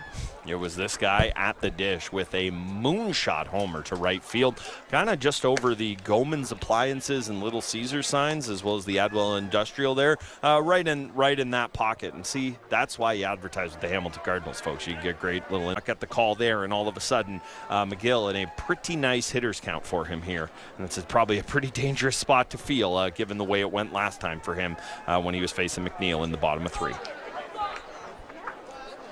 Here's the pitch from McNeil, digs in. I imagine he'll be coming over the plate with something. McGill gets a bat on it. It's skied to left, and it looks like it'll be an easy play for the left fielder, and it is. Duncan will not come across the score. They strand a pair of runners as McGill flies out, and we are through 5 innings here at Bernie Arbor Memorial Stadium. The Cardinals have a 5-4 lead. We'll be back right after this on Cable 14, Friday Night Baseball.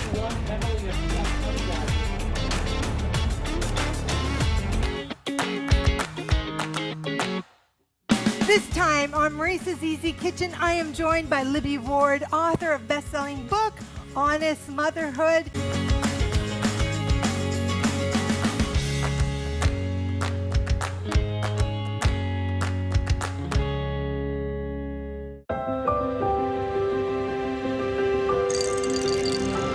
What do you mean, Drew?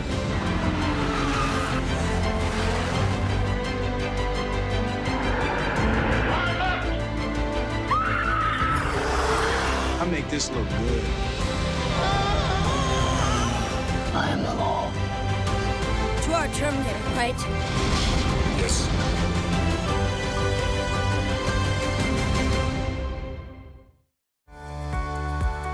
On the season finale of it on Cable 14 and cable14.com.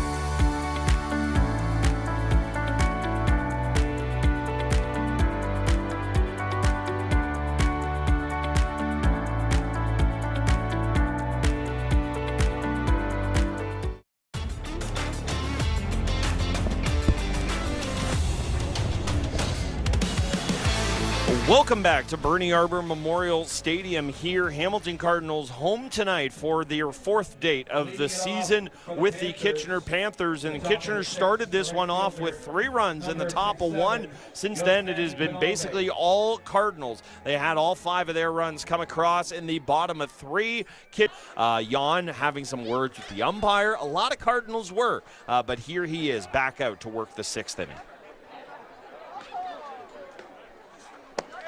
There's the pitch from Jan, and once again, we're seeing this little Soto shuffle move from Penalve. Last time we saw that, Jan struck him out on the very next pitch we saw. You're not going to be able to see that here because there's only 1 strike, but I would not go playing with fire. You see a big cut there, and it's not able to be snagged by McGill, but it doesn't matter because it's foul, and there's no one on base, and all of a sudden, you got a couple of strikes on the batter here, does Hector Jan. Him working this deep into the game, I imagine that feels like a win in and of itself, and makes a tough play as he kind of batted it around in his bare hand and glove.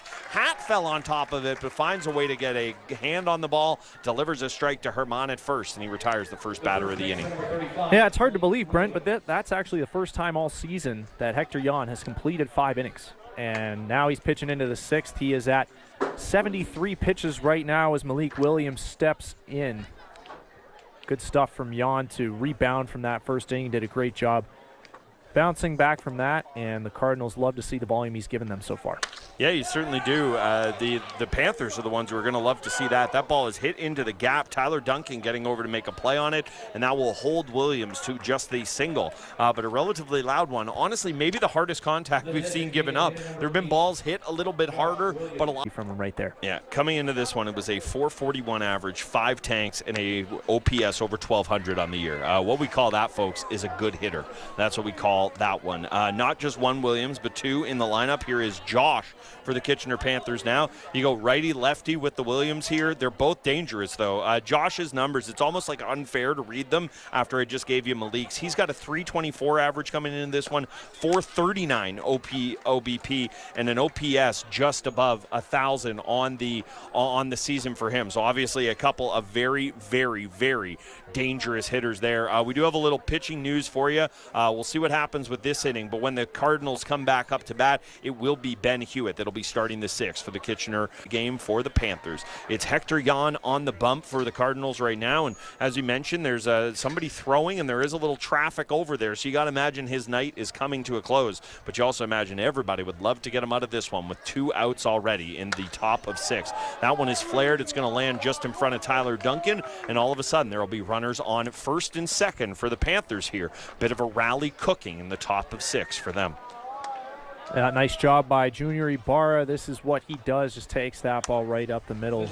Real professional hitter, and we got right-hander Casey Bouyer-Howard, who worked a scoreless 8th in Chatham-Kent last Saturday. He is warming up for the Cardinals. He just celebrated his birthday is on this Cardinals team. I feel like I can't check out the Hamilton Cardinals Instagram without somebody getting a cake. I know McNeil's had a birthday as well already this year. So, hey, we hope the good times keep it rolling, and we'll see if Bouyer-Howard gets into this inning. I'm sure everybody would love it if he would not, because it means Hector Jan's getting out of it. You got runner on 1st, runner on 2nd. It's just a 1-run game here in the top of 6 for the Hamilton Cardinals. Cardinals. Jan working deeper into a game than he has ever worked thus far this season. The strikeouts haven't been limited, though. Not reaching the double-digit mark that he has once this year. Two of the runs he's given up have been earned, so another good night on the stat line for him. Yeah, that's actually a great way to work around. If you must hand out the free passes, just plunk a guy, and then it doesn't go. We have a lot more wiggle room in the hit by pitch column than we do the walk column there, especially for a starting pitcher. Walk's been a touch of a bugaboo for Jan this year, so maybe even more so than the 7 strikeouts. You really like to see him limiting that number. If you're a strikeout pitcher and you can avoid handing out the walks, generally speaking, things are going to go pretty well for you. And maybe not the earned run total that he would have liked tonight. Obviously, the balk leading to that at the end, but actually felt very similar to a strike 3 call that we saw in Fuji a couple of innings ago. There wasn't. It's odd. There wasn't as animated a job to get out of the way of it, and I don't know if the umpire respects that a little bit more, and that's why you get the ball call as opposed to the strike. But it looked eerily similar to a strike 3 that we've seen so far in this game. Here comes the pitch from Jan, and no need to worry about it looking eerily similar. It just looks eerily effective as it has for Jan. Picks up another strikeout, strands a couple of runners, and the Cardinals will take a 5-4 lead into the bottom of 6 here. That was a big swing spot in the game. You have a starter probably coming to the end of his line in the game in terms of what you're going to see out of him, and to get out of it with the strikeout there. Your earned run perspective, like you said, but the best in terms of volume, 6 innings. The first time he has completed 5, first time, of course, that he has completed 6 too, and the final out of the 5th inning was his worst enemy last week. He couldn't get out of it, and then Danny Garcia had to come in with 2 outs in the 5th inning, gave up the bases clearing double, so those runs were charged to Jan, and it looked like the final out of the 5th inning was going to be his enemy once again here with that balk coming in. He thought he was out of it, and then only to have to go back there. He did retire the Petey Kiefer, I believe that was, on the very next pitch. Yeah. But nice job by Hector to kind of work around the little thorns in his side that he had to deal with tonight, and turning in a nice start for the Cardinals. He's been dominant all season, and now we've got a new pitcher on against the Cardinals. He gave up 5 runs in 3 innings against Hamilton that day, a couple of homers. The Cardinals would go on to win that game 15-6. Hewitt is coming off of a 3-inning appearance against the Toronto Maple Leafs in which he surrendered just 1 run. So the tall rookie out of British Columbia is looking to build on that here. He will have 5, 6, 7 due up for the Cardinals this inning. Guerrero, Dominguez, and Rainy Reyes. Yeah, as I mentioned, baseball players, they come in all shapes and sizes. We've seen Randy Johnsons, we've seen Prince Fielders. This guy looks like a ball player, though. Just from up here, it just looks like a stock, exactly what you would think of. I mean, he's got that kind of, right over the top delivery, and the right-hander here that you're going to see working. It'll be interesting to see how he is able to get settled in this one. Obviously, a big spot for him. Got to limit the damage here. You'd imagine the Cards, the way their offense has gone, they got to be good for maybe 1 more. And the way the Panthers have scuffled a little bit this year, you got to wonder how many more they can afford to give up. But he's finding the strike zone, and he picks up his first strike there after delivering ball 1, and it is a 1-1 count to Angel Guerrero, who's going to lead things off in the bottom of 6. It is Ben Hewitt on the mound for the Panthers there. Delivers one, catching the outside, and good job by Guerrero to slash at that one and foul the pitch off. Was going to be a borderline call, but now he's going to have to be doing a lot of that if he wants to stay alive in this at-bat. Yeah, Hamilton here's got the 1-run lead, and they just got to remember what made them successful last time against Hewitt and try and extend it. See the pitch from Hewitt there, missing, and it'll be 2-2. Anytime you can force a guy to work deeper into counts early on in the game, you imagine that's going to be effective. Now, again, you're not as worried about running up a pitch total, but you just want to avoid a reliever finding too much a level of certainty here.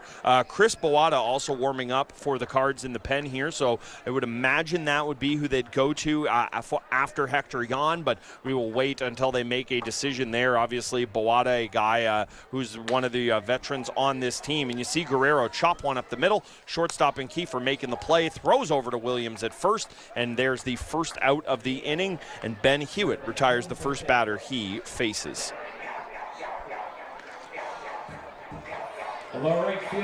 There's a lot of familiarity between these two teams. As you mentioned, Hewitt, maybe not a guy that the Cardinals are overly familiar with, but these two teams, relatively early on in the CBL season, already playing each other for the 4th time. These are two teams that absolutely know each other and their tendencies pretty well, you'd have to imagine there, Matt. Yeah, and it's funny. We're less than halfway through the season, but these two teams are so far. That one hit hard right to the shortstop and P.D. Kiefer again, and this time it is Dominguez grounding out, and this will bring Rainy Reyes up to the plate, looking to avoid a 1-2-3 inning for the Cardinals. Now, Dominguez hit that ball pretty hard. It's tough when you hit the ball hard on the first pitch and have nothing to show. Dangerous hitter. He was in a little 2-for-16 kind of mini slump, but then kind of busted out of it with 2 hits against Chatham last Sunday. Yeah, you'd certainly like to see him get one more here as he tries to keep this sixth inning alive for the Cardinals. They've got a 5-4 lead. It's a couple of quick outs that Ben Hewitt has picked into this game after McNeil worked the first 5 for the Panthers. A little more effective than he'd been this season. Hector Jan basically delivering exactly what you would expect from a stat line perspective, maybe a couple more runs across, but the performance looked very Janish throughout much of the game outside of that first inning, really. After that, quick little check on the out-of-town scoreboard. London home tonight to the Maple Leafs. It's the top of 6, and the Majors are up 8-0. Well, in the bottom of 6, the offenses, they haven't slowed down in Brantford. Brantford now trailing Chatham. Oh, wait, they just got one. Still trailing, though. It is 11-10 for Chatham over Brantford. That's in. To feed your family, you can check out the location at 280 Queenston Road for our friends at Little Caesars there. You know, this has been a night of carnival action at the ballpark. Of course, it is Cirque du Soleil night, and they've also, those shenanigans have led into the ballpark. I've seen clowns going around. Kids have got their faces painted. Now, this happens every time. We got the old spinny head bat race here, one of my favorites of all of the in-stadium entertainments. It is one of the great things about Cardinals games that we've got here, the different theme nights that they run out. If baseball's just for you, that's fine. You come to any of these games and watch baseball, but if you need a little something extra to pull you into it, Cardinals have done a great job. Of course, it was Bark at the Park night last Friday. We've had a murder mystery night. So yeah, plenty of different options, and the promotions are not about to run out anytime soon here. So it's another wonderful night down at Bernie Arbor Memorial Stadium. I got to say, it feels like we've had some blustery nights, some windy nights. This is a calm night here in Hamilton. Yeah, you got to appreciate those while you can get it. Bernie, more often than not, is a very blustery venue, so the Cardinals, I'm sure, happy with this one and happy that there was no wind there to blow Evan McGill's big homer back into the ballpark earlier. Yeah, well, we saw the one last Friday, or both of them, from Darlin Herman. I don't know that a hurricane would have kept those in the park the way they were struck. McNeil's also hit some big ones, McGill's also hit some big ones this year as well, but you wouldn't have wanted that. Hector Jan is back out for the 7th inning here, and you see him pick up a quick out as it is Nickel firing a strike over at first after Jan induces the ground ball. This is huge for Hamilton. I mean, weekends are always busy in the Canadian Baseball League, and anytime you can get this type of length out of your starter, it's a great thing. But the way he's really settled in for the last 6 innings of this ball game after that first one. Fresh for the stretch run here, but Hector Jan is now up to 86 on the ball game. So kind of pushing the limits here a little bit. Well, and I think at a certain point in time, you've got to know what you've got, right? Maybe you wouldn't think that point in time is before Canada Day here, but as the season gets deeper and these games become more meaningful, or you have more of a clear understanding of what their meaning is, there's going to come the spot where you want to push a Hector Jan, or you want to push an Owen Boone or a Frazier Sadames, and you want to know their ability to handle that and how much you can ask out of them. The only way to find out is to ask them to do it on occasion. You're seeing that tonight. That ball is smoked down the third base line. Reyes unable to make a play on it. There's going to be a turnaround second to work in the 7th inning here. Yeah, Rafi Gross doing a good job catching that ball out front. Coming in today, he had struck out 25 times. That led the league, but he gets bat on ball against a strikeout pitcher here in Hector Jan, and with 1 out, that's a key hit, the tying run. Now in scoring position for the Kitchener Panthers here in inning number 7. We'll see if the Cardinals, hopefully they're not asking too much of Jan right now. He's never shied away from the spotlight, though. Yeah, as we mentioned, the first pitching change is oftentimes one of, if not the biggest decision a manager has to make in a game here. And, we got a good view of Luis Bernardo from our perch up here. He is certainly watching this closely, and, he'd love to get out of it. If he's going to trust Jan to deal with this spot, it wasn't going to be one base runner that was going to undo him here. You see him pick up the strike call there as he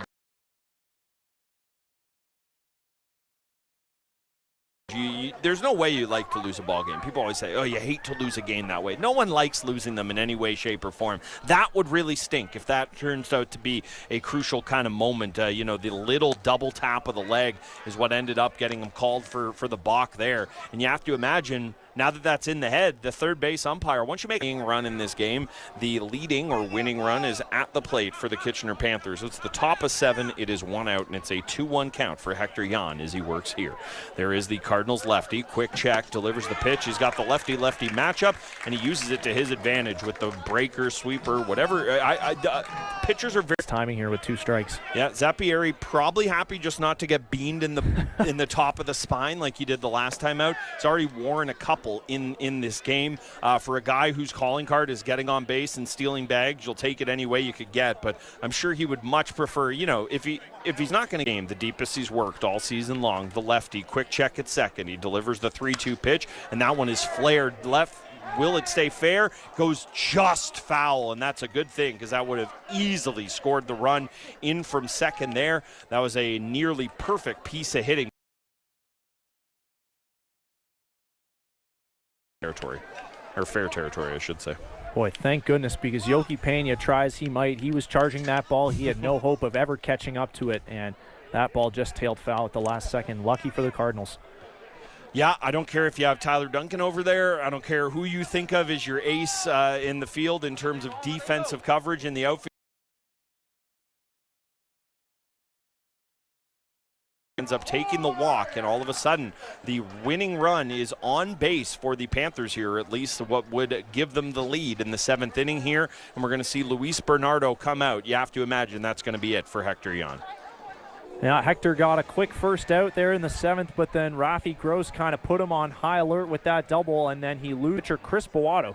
Coming into the ball game for the Cardinals, Boato hasn't pitched in a while. It's been almost a month, if you can believe it. That 23-1 game against the Toronto Maple Leafs was the last time he appeared through a scoreless inning of relief in that one. I believe it was the 8th inning, the Maple, Ontario native in his 9th season in the CBL, and this is by far the most high-pressure situation he has faced this season, with the tying run on second and 1 out, but this is a guy who's pitched in high-pressure spots before. He was the predecessor to Davey Mendez as a closer in Welland. He has started ball games before.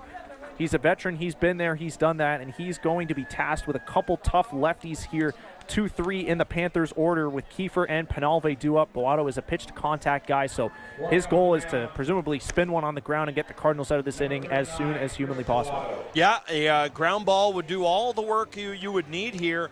Interesting decision to go to Boato, obviously a guy who hasn't been in a game for the Cards in a little while. That we saw with Boato and the third base umpire as he came into this game. It was a normal check for, okay, you got anything under your hat? Okay, do you have anything on your fingernails? But I also wouldn't be shocked if there was a word from Boato about, okay, and what exactly is a buck? Can we go over that before I get into this game? Of course, that was the umpire that ended up calling the fateful balk on Jan that brought in the last Panthers run that we saw. But yeah, as I was saying, interesting spot to go to Boato here. Maybe the newer school baseball mentality would be go to your highest leverage guy. Wouldn't have been shocked to see Stephen Hospital come in at this point. Obviously, you got to be up and you got to be ready. But yeah, not a bad decision, but certainly a curious one to go to Boato here. But he can make his manager look really smart with one ground. Try and spin that ground ball. Third base, for those of you who missed it last week, Barry's Frank Garces was ejected for foreign substance on his hand, so the CBL is cracking down on the sticky stuff checks. So that's what that was over there for Chris Boato. The more you know. You ain't cheating, you ain't trying, but don't cheat is often the axiom. First base, one pitch, 2 outs, out of the jam, and the first man to greet him out of the dugout is Hector Jan, getting him out of that trouble spot. That has got to feel great for Chris Boato to come into this one and end up getting out of a big trouble spot for the Cardinals. We are now... It was enough to get the job done. Chris Boato, you love to see that. I got to imagine that not pitching for 3 weeks is going to give a guy a certain degree of FOMO. Certainly someone who's been around this league for a while, but he waited his turn, and his turn came, and he did not disappoint. That's one big pitch to get the Cardinals out of the inning. Maybe a little fortunate on the batted ball front, so you know what that means. The offense has kind of got to spot him, and that's something that you hope would swing the momentum in their favor, as it'll be 9-1-2 once again against Ben Hewitt in his second inning of work now. Yeah, I suppose the only way you could be more effective than Boada was there is if you needed 3 outs and you got a triple play on one pitch, but that is everything you could have asked for there from the wily veteran for the Cardinals here. You're going to hope that veteran offense is able to come through here. You know, a lot of guys with a lot of experience, but as we mentioned, there are some players a little shorter in the tooth, including Trevor Nickel, who's the 9-hole hitter for this team. We're going to see him in this inning. Great job handing things over to the top of the order in that big third inning where the Cardinals put up all 5 of their runs tonight. You got to see if those guys are able to do it again, but facing a different hitter for the first time that they have. This will be the first time they get a look at Ben Hewitt tonight. Thanks for picking me up there, Brent. I did not see Pena out there in the walk on deck circle. It is 8-9-1, due up in the bottom of this 7th inning here after Owen McNeil was really one big inning that got away from him after his 5 innings of work. The Cardinals now got to try and get deep in that bullpen. I mean, you know, if you're not going to use 6'5" to be a human periscope, what good are you out in your red batting gloves with the black sleeves? Cardinals wearing their black, the Hammer jerseys tonight. Kitchener Panthers in their road grays, little baby blue pinstriping there. We do have a couple of catchers jogging out to the Kitchener Panthers pen, so we'll see if they're getting a couple of other arms ready. This will be the 2nd inning they've tasked. Pena rocking back, waiting for the pitch to be delivered. Once again, low and inside. And this is a great job. This is exactly what you want. Not only kind of working the pitch count a little bit, but just finding any way to get in hitters' counts. Obviously, you know, for guys lower in the lineup, you want to do damage on hitters' counts, but also if you could just take your free pass and just kind of hand the first hit of the night given up by the Panthers reliever, Ben Hewitt. This will bring up Trevor Nickel up to the plate, but that's a good piece of hitting by Pena. Stay ready, Yoki. We talked about how it hasn't been consistent playing time for him this year, but he comes in, takes a walk to start a rally, and then leads off. First for the Cardinals, and it's Nickel squaring a bunt once again, but that'll be ball 1 there as he's able to get that back out of the way. You know, always interesting the way you want to play things. Luis Bernardo, we saw it last week in a game against Guelph where the offense was even a little easier to come by, unafraid to play small ball. He had Tyler Duncan throw down a sac bunt, so there's nothing wrong with asking your 9-hitter to do it, and that's exactly what you do. He moves the runner over to second. That's a clean a sacrifice as it gets. Now you got 1 out, yes, but in scoring position, and the top of your lineup coming up, including leadoff man Tyler Duncan, they're about to see right now. I know Trevor Nickel's a good teammate, but you got to imagine, hey, man, I'm batting 500 right now. You sure? But, hey, he executed that one to perfection. The Cardinals with the 1-run lead. Luis Bernardo playing it safe second, and then, hey, hopefully the bullpen out there can hold down a 2-run lead. Hopefully the Cardinals can get it to that point. Yeah, he actually shortchanging Nickel there. He was hitting 600 coming into the game, and he's picked up 2 hits tonight. So I don't do math, but I know it's better than 5 is what I know his average is. It's been a remarkable start. Teammate bunting, not always easy to get it down. We've seen that in the past where guys are asked to bunt, and sometimes it ends up being a harder thing than you'd want it to be. So he puts a runner in scoring position for Tyler Duncan, who has a first pitch strike on him. Ben Hewitt delivers. That one is low, and that'll bring the count to 1-1 for Duncan. We've talked about this, but that is maybe the hardest one when you have a dominant hitter that is just not getting pitches to hit, and you got to find a way to get on base via walk, and he's done that, and that's why you see that juicy cut from Duncan there on a pitch that I'm sure he would have loved to have done some damage on. Yeah, Duncan's eyes lit up there. That one kind of grooved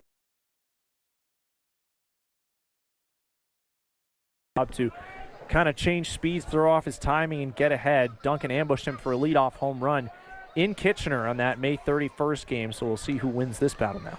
You talk about Anderson Felias coaching first base tonight. I hope that groin is day to day because, man, he's itching to get back in there. He's got his kind of like on-deck circle routine going.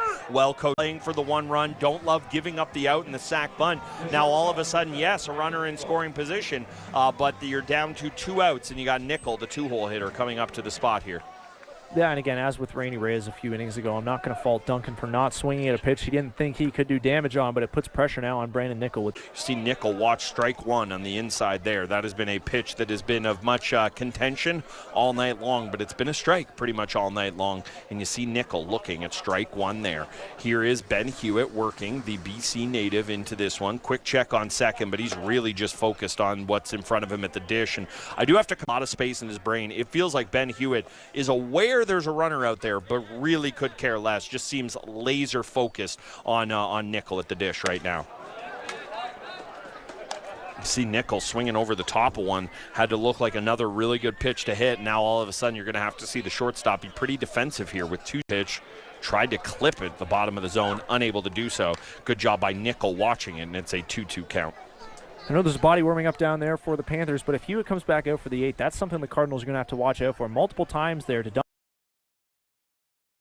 count leverage up for grabs, and he got a swinging strike both times. Yeah, if you trust your secondary stuff, we've certainly seen pitchers be successful in the major leagues, pitching backwards, if you will, like that. And you see Nickel flaring one out that's going to go to the first baseman, and he will be retired, and that strands another runner on base. Chris Bow will be back for the 8th inning shortly here on Cable 14.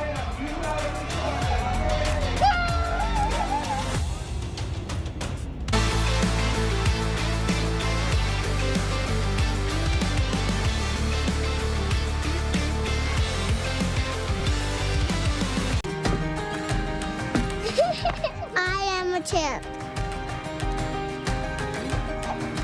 I am a champ. I am a champ. I am a champ. A member of the Warham's Child Amputee Program, thanks to your Get ready to blast the past with Retro Game Time. Watch as gamers from around Hamilton battle it out in the ultimate retro gaming showdown. Who will outplay, outlast, and be crowned the ultimate Retro Game Time champion? Plus, don't miss our thrilling Top 10 in each episode where we rank the unforgettable highlights and hidden gems of the gaming world. Tune in, level up, and catch Retro Game Time on Cable 14. Welcome back to Bernie Arbor Memorial Stadium here. Brent Gunning, Matt Creeley alongside me. The Cardinals home tonight looking for a win. Night. The Panthers looking to avoid their 4th straight loss, and they're down to just 6 outs here in the ball game. Chris Bowada working as effectively as you possibly could in the last inning. 1 pitch, 2 outs, and he'll look to start it off here as once again he has the lefty-lefty platoon advantage. As you mentioned, Matt, that was probably part of the Josh Williams. 3-4-5 doesn't get easy. No, it certainly doesn't. You see a little cue shot there that will end up going foul. It's called a strike as well, as Bowada trying to work out of this one. Very, very important for him to get into this. Anytime you've gone like that game or that outing is going to carry a little more import for you. And so far, so good for Bowada, but it is just the second batter he's faced here. He looks in, he gets the sign. And the lefty will deliver. A lefty-lefty matchup for Bowada. And there it is, another check swing strike. And all of a sudden, it's a couple of quick strikes on the Panthers to start off this top. Kind of the deception and the pitch movement has thrown off Pinalde. A couple check swing foul balls here. I'm a hoarder. I am a stuff guy. I love stuff. I walk into the ballpark every Friday. They got a giveaway for me. Got a clown nose in my bag to give to my kid. There's a ground ball to Nickel, and there's an out there. Bowada not a stuff guy. Brent Gunning a stuff guy. Both of us extremely effective. Good piece of pitching by Bowada. He will not have the platoon advantage this time, and if there is a spot you want to avoid making a mistake, it's to this guy. Again, an average above 440 on the year, an OPS above 1,200, and 5 tanks so far for the first baseman for the Panthers tonight. There he is, Bowada looking to steal a strike at the top of the zone, unable to do so, and he falls behind. It's a dangerous spot here, for a guy in Williams who has done a lot of damage this year, and you're in an absolute hitter's count at 2-0. Bowada rearing back, delivering the 2-0 pitch. And able to get one with a breaking ball there. Great piece of pitching by Bowada. Maybe catching Williams happy to take one there with the way the count had been trending. It's now 2-1. I do not envy being in Bowada's shoes right now, being behind in the count to Malik Williams. It's a tough spot. No, certainly not the way you want to go about it at all, and trying to work out of this one. Got a quick out in this inning with the ground ball. Got a quick out to get out of a jam in the 7th, cleaning up the bit of a mess that Hector Yan found himself in. Yan was remarkable tonight for the Cards, pitching deeper into the game than he has it all this year, racking up strikeouts, finishing with 7, I believe. Williams this one after falling behind 0-2.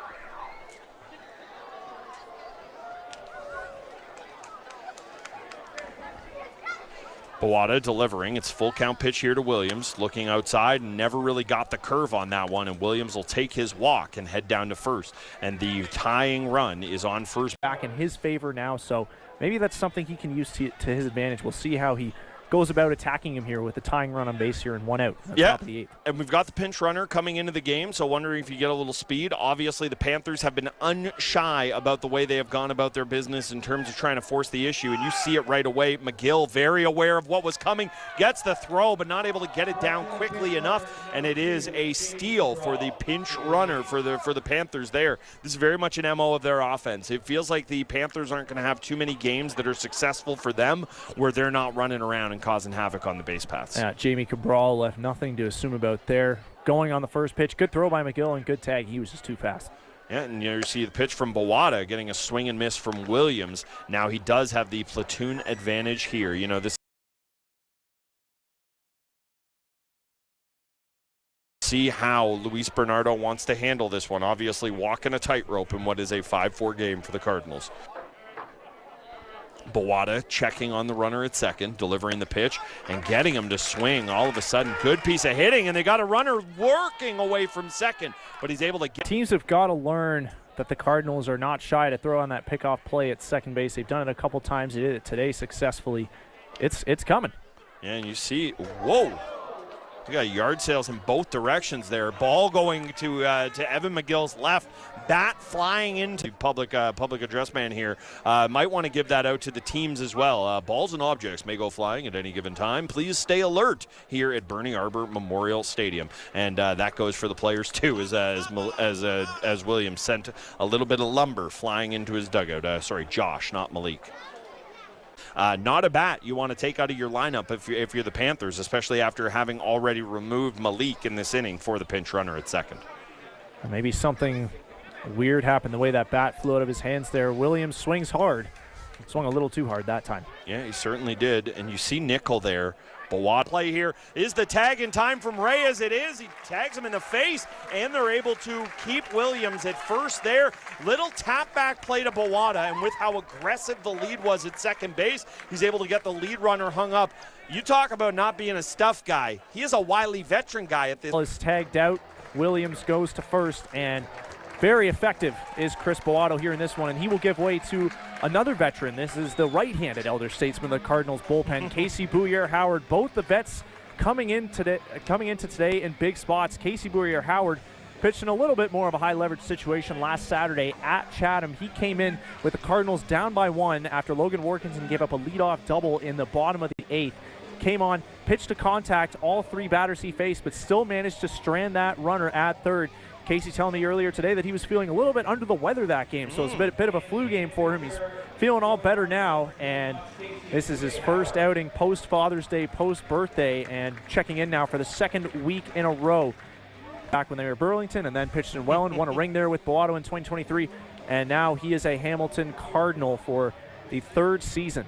And this is a big out for him coming up right now. You mentioned it. We had the foreign substance situation elsewhere in the league, so that's why you're seeing the extra checks. Quite honestly, that is a more thorough check than you will see in Major League Baseball.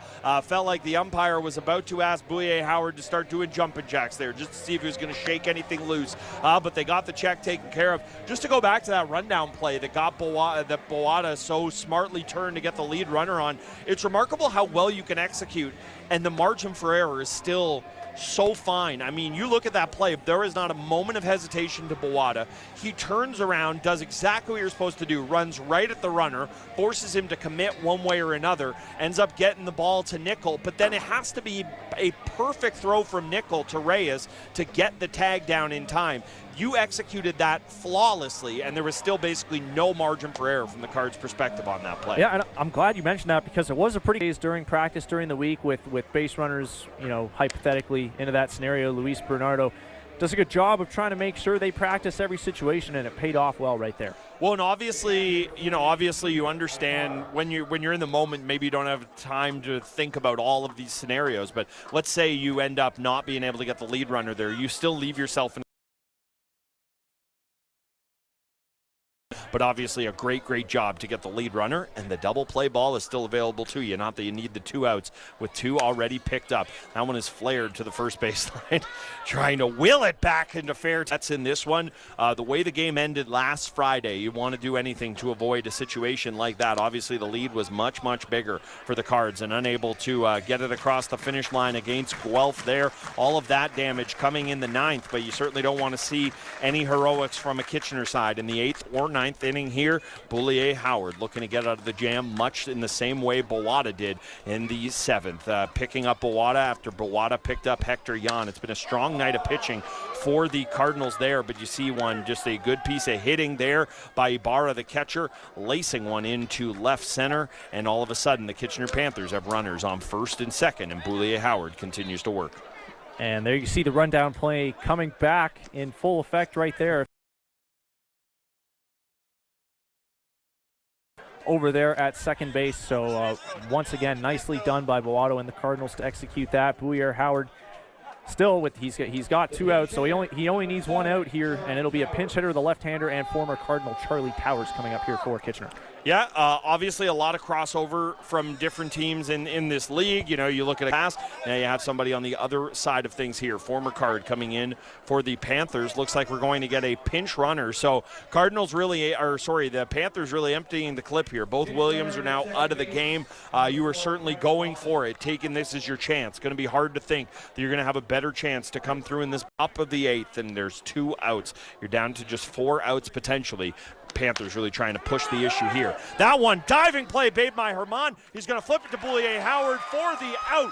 Once again, Darlin Herman with a huge defensive play to get him out of the inning. Rainy Reyes is fired up to get out of the jam, as all the Cardinals should be, and the Cardinals now head to the bottom of 8th, looking to add to their 1-run lead. Clutch Darlene Herman, what a diving play at first base to spear that ball in the backhand. We've talked about his versatility. He can play pretty much all over the diamond, but the right side of that infield is what comes most naturally to him, and he felt right at home there at first base, making that play to save a run and preserve the lead for the Cardinals going bottom 8 here against Ben Hewitt. I got to hand it to these Cardinals first basemen. We've seen Tanner Rempel make some incredible plays over there. They double up the runner at first to get out of a jam earlier on in the game as well. His defense has been a crucial part of the way the Cardinals have gone about it tonight. When the pitching is such a key factor for you, you're going to need good defense to go along with it from time to time. And yeah, Herman has certainly done that in spades tonight. Not always the position you think of it in terms of first base. If you're going to give a guy credit for defense, it's with picks and scoops and things like that. But it has not been the way that they've gone about it tonight for Herman. Couple of great defensive plays for the first baseman. And anytime you can make great defensive plays and lead your team in RBI, I think you're doing pretty good things. And it's very fair to say that Herman's been doing that this season for the Cards. No doubt about it. It matters on both sides of the ball. Darlene Herman is going to try and hit 400 this season. He's been at or around that mark pretty much the entire year, and it doesn't hurt as well. Great stuff all around from the Cardinals first baseman, and I'm glad you brought up him and Rempel, because between those two, it feels like the Cardinals, I know first base isn't the most important position on the defensive spectrum, but they're in good hands no matter what right here. Yeah, you've seen my frame. Take a wild guess at what position I played. I will always be riding for first baseman. We're athletes too. The aforementioned Darlin Herman, if good defense leads to good offense, we're going to see it come through in fruition here. This is a guy with pop, and there's nothing sneaky about it. He's been a great situational hitter for the Cardinals here, but asking to act in a slightly different role as he's looking to start the party as opposed to end it the way he has many times. And a pinch hitter for the Panthers. There's a ton of stuff going on out there on the field, people moving around, and it's hard to tell with the light blue trim on the gray jerseys, so apologies for any people in Kitchener watching this if I can't get this right, but Charlie Towers is at second base. I've surmised that much, the pinch hitter, and Yosvani Penalve, the right fielder, has come in to play first, it looks like. Fifth inning for the Cardinals. It's pretty remarkable what Evan McGill has given the Cardinals with the bat, and like you said earlier, has been rewarded, been hitting clean up the past handful of games, and if he keeps hitting like this, it's going to stay that way. Yeah, and you love to see that from Luis Bernardo, right? I mean, obviously running a ball club, there's so many different things that go into it. You want seniority to play a little bit of a factor, but you also want to give your team the best chance to win every day. And I think it's a testament to obviously what McGill has done, but the ability Bernardo has to kind of understand what he's got to move him up in the lineup. You know, I guarantee if you would have asked Luis Bernardo at the beginning of the season, yeah, Evan McGill, he'll be your four hitter in the middle of the season. I don't know that he would have wholeheartedly agreed. But if you're going to put together the performances that he has this year, it's certainly going to lead to that. We'll see what McGill is able to do. 9 to Fuji, a third, but Herman's able to get back to avoid being doubled off. And there is the first out of the inning as Evan McGill lines out to third. Great swing by McGill. Tough luck for him there. Okay, we've got it all figured out on defense now. I forgot to account for the DH. So Trent Lawson replaces Josh Williams, a designated hitter. Said that is Jamie Cabral, the speedy Jamie Cabral, who came into pinch run. He is out in right field. Everything else remains the same for the Panthers on defense. You got it figured out. The people at Kitchener also. I needed some help from the people behind me up here, but it's a team effort. The people of Kitchener are locked in. They know what's going on. They appreciate our help. They just didn't need it. And you field there, and it'll be a quick second out here. Herman getting on base, but they've been unable to do anything with it. It'll now be up to Dominguez, who comes to the plate looking to avoid a relatively quick inning for the Hamilton Cardinals here in the bottom of 8. Yeah, you'd hate to see this one get snuffed out. 2 away now after that quick leadoff single by Darlene Herman. This is a spot where Carlos Dominguez is no doubt going to be motivated to come through and try and pad something on here for his team. Yeah, and as you mentioned, there's not a lot of guys on this Hamilton team that you would love to throw a mistake pitch to. Carlos Dominguez might be last on that list in terms of just raw power and mistake kill. But I just think if you had a moonshot contest and you just set up a pitching machine, this might be the guy who'd be the most dangerous of the bunch. We now do see a time being called by Dominguez there. Herman was lingering off of first base. Can't imagine they try to force the issue here with him, though, the way we talk about Dominguez. And a first pitch, or the first strike of the at-bat, and it is a 1-1 count to Dominguez. And we talked, I've mentioned earlier a few times the early season slump Dominguez found himself in. He's hitting .316 on the season, so things can turn around in a hurry, and he's hoping they keep going in the right direction for him. Yeah, a lot of guys would kill to have had an early season slump and have a 1-run lead. Darlin Herman, who's made a couple of key defensive plays in this game, sits on first. Very, very slight lead. You'll see him take a secondary one as the pitch is delivered. Dominguez hitting that one high, but into the shallow outfield, and it will be the shortstop who goes back to make the play. And looking to put the finishing touches on this one. This has been a dicey point in the game. Obviously, it was last week for the Cardinals here. They'll look to avoid any of that, and looks like we will see another new pitcher for the Cardinals here. Can't say I'm too surprised about that. Obviously, you got some great outing out of guys that you go to a fourth pitcher for the Cardinals here tonight. Story of the game from a performance perspective, obviously, is that third inning that you saw, but it's really, really remarkable the start they got out of Hector Yan, especially when you saw the way the game started with 3 runs given up in the first inning of the game. They really have done a good job of bouncing back since then, and it was all due to Yan really. Next Friday, we'll be back here, as we always are, at Bernie Arbor Memorial Stadium. You want to talk about a tough test. Welland coming to town. Certainly not an easy one. 7:30. First pitch is slated for just after that, and as always, you can watch it right here on Cable 14. Gadget coming into the game now. Matt, what can you tell us about him and how he wants to work? Well, it hasn't been a secret that this season hasn't gone the way Jacob Gadget has wanted, so Luis Bernardo says, hey man, I want to get you your confidence back. I want you to come and pitch in a big spot, and we'll see if this is what turns it around for the Hamilton native. He was the third pitcher they used in the 9th inning in that collapse against Guelph last week. He served up a 2-run homer to Davies Nadal. He didn't strike out his first batter of the season until then, which is hard to believe because he's been such a strikeout guy, a potent strikeout guy. in prior years in the Canadian Baseball League. But again, this has not been the season that Gadzik has wanted so far, but he's a reliever. He's wired the same as all of them. He wants the big spot. He's not going to back down from this task here. The Hamilton native, the Cardinal veteran, maybe this is what gets him right. And the Cardinals, the big guys in the bullpen, it hasn't been going their way of life. Different. It's worked so far today. He went to the vets, Bellato and Bouyer Howard. It's got them to this point, and they have held on to the slimmest of margins, that one-run lead. And it'll be Jacob Gadzik facing 8-9-1 here to try and send us home in the top of the ninth. Yeah, bringing in the lefty here. It is a righty he will start with. It's another righty he's got to face after this, so he will not work. Got some tight white pants, the black Cardinals tarp on top, and he gets a first pitch swinging strike as he fouls one off. Does the first batter of the inning for the Panthers here. I like what you said about that. I think a lot of people say, one-run game, top of the ninth. Isn't this supposed to be Stephen Hospital o'clock? You have to empower your players in a long, long season. I think that's exactly what Luis Bert. You want to start the ninth? Yeah, certainly is. A couple of quick strikes is the best way to go about it. Gadzik waiting, finding the sign he likes. Here comes the 0-2 pitch.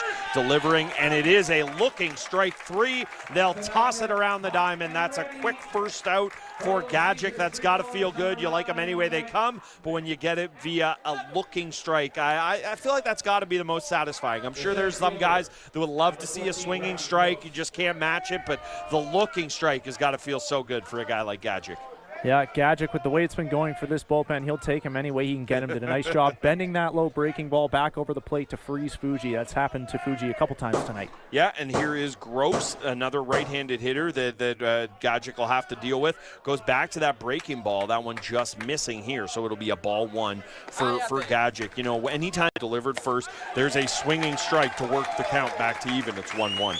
Something to consider, too, with Jacob Gadzik. This is the first year that he didn't have a hot arm coming into the season. This is the first year he hasn't immediately come off a season at college, so maybe it was just a matter of a longer build-up for him. He's got 2 more outs to go. No, that's a very good point. You know, in talking with players, obviously they're Gadzik looking to continue work after getting a first strikeout to start the bottom of 9 here. Cardinals up 5-4, in the top of 9th. Gadzik working, he delivers. That ball's hit hard right through the gap between the third baseman and the shortstop Nickel, and that'll be the first base runner. The tying run is aboard, and what would be the... Got one he can hit and scorched it through the left side of the infield.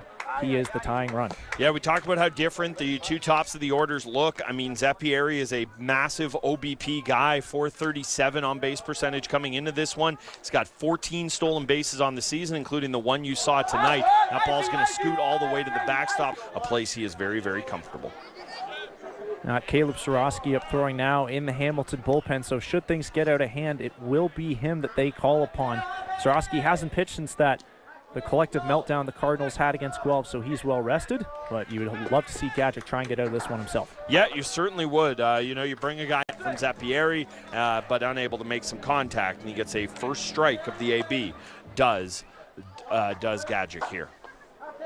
Getting into a nice low squat while he looks for the sign. Runner on second, not paying much of any mind to it. Quick little check before he delivers. Long look. There's the breaking ball. Back over the inside half the plate for strike 2. Crowd very into it late in this one. They want to see the Cards put the clamps on this one, put the finishing touches on it. Gadzik delivering. Does he get strike 3? He does. He sends Zeppieri back to the dugout, and all of a sudden the Cardinals are 1 out away from closing this one out. The leading run is at the plate right now, and it is Petey Kiefer up to the plate is the shortstop here, also a lefty. Gadzik will have the platoon advantage. There it is, and he gets a ground ball up the middle. It's hit to Nickel. He will deliver the throw over to first, and that's the ball game. Cardinals win. Panthers, their 4th straight loss, and the Cardinals have got to feel great about the way that game came together, especially considering the way it started there, Matt. Yeah, it wasn't a pretty one. They found themselves down in a 3-0 hole, and when you look at it, when it's all said and done, it was only one singular inning where they did all their damage. Held off the scoreboard. Oiled effort from the Cardinals here tonight, but you cannot get picky and choosy about wins in this league. They deserved it, and how about the bullpen? Jacob Gadzik It had been tough sledding for him to start the year. It is so massive to see him come in there and get his first save of the season, stranding the tying run at first base to end things off. Beautifully done by Gadget. And the party in that third inning, hitting the homer there that gave him runs 3, 4, and 5 on the night. But it was a remarkable night for McGill, not just shepherding the pitching staff through the night they had, but also delivering the big bop himself. This is like the 4th time that Evans got the player of the game belt. He's got to be sick of this by now. Beautiful to see him continuing to come through for the home crowd here on Friday nights, as he has so often all season. He's going to get another Gatorade shower here from Caleb Sorosky. It is blue, and it got Emily Thompson as well. Thankfully, it's not too cold of a night here. That can't feel too great, but I'm sure for Evan McGill, he's just happy that it's a representation of another hard-fought win tonight for his team. Yeah, I'm sure Evan feels really great about it. I don't know how our dear friend Emily feels about the old Gatorade shower there. Not as nimble on her feet. The start he wanted at all in this ball game. This is a guy that has been nails for the Cards, and he gives up the 3 runs there to start things off. To be able to kind of help in settling him down, and I don't want to take any of the credit away from Jan. He obviously did a wonderful job of that in his own right, but just a truly remarkable night about it if you're McGill. Far from the only Cardinal that mattered, though. We talk about the heroics of the bottom part of that lineup, Pena and the younger Nickel handing things over as well. It's just, it was really a full kind of team win tonight. You needed 4 great pitchers to come through, and you saw that as well. We are going to have a chance to chat the Evan McGill Memorial Belt. You seem to be getting it so often. What has it meant to you to not just be able to get your feet wet and get yourself soaked with a win like tonight, but really be a contributor in this league so early? Yeah, you know, I mean, I just said it out there. I try to find comfortability as quick as I can, and, you know, I did that in college pretty quick, and it turned out well. So, I mean, once I find my comfortability, I mean, I just got to trust myself. In terms of working with a pitching staff start he doesn't want, what is that conversation like in between innings of trying to get him back on track, which obviously he did the way the rest of his outing went? Yeah, I mean, with guys like that, like you kind of prepare for it. I mean, I prepared him for it. I was just like, you know, during the anthem, right after the anthem, it's just like, you know, whatever happens, keep our cool, keep our head, stick with our plan, and we'll be all right. As long as we... Like a dinner plate, I mean, you put a charge into that, but it also felt like it kind of carried in a weird way. Yeah, just walk us through what you saw? Yeah, I mean, the first at bat, I couldn't see anything. It was tough to see. It was getting in like the daylight, the sunset, and, you know, I just wanted to see something deep. I was like, I want to see a ball deep, and I said to Louis, yeah, that's going to carry out. So it was just a little bit of luck, a little bit of, you know, just putting myself in the right position. Good things happen, you know? Yeah, you know how it is. You look at the outfielder and you look at the batter for a clue if it's going out, and neither of you guys gave me a good one, but I'm happy you put a charge into it, man. Great win tonight, and good luck the rest of the weekend. Thanks, guys. Appreciate it. They're of our crew here at Cable 14. Another wonderful job to everybody in the truck, our wonderful camera people, the crew working right behind us. It's been another edition of Friday Night Baseball here on Cable 14.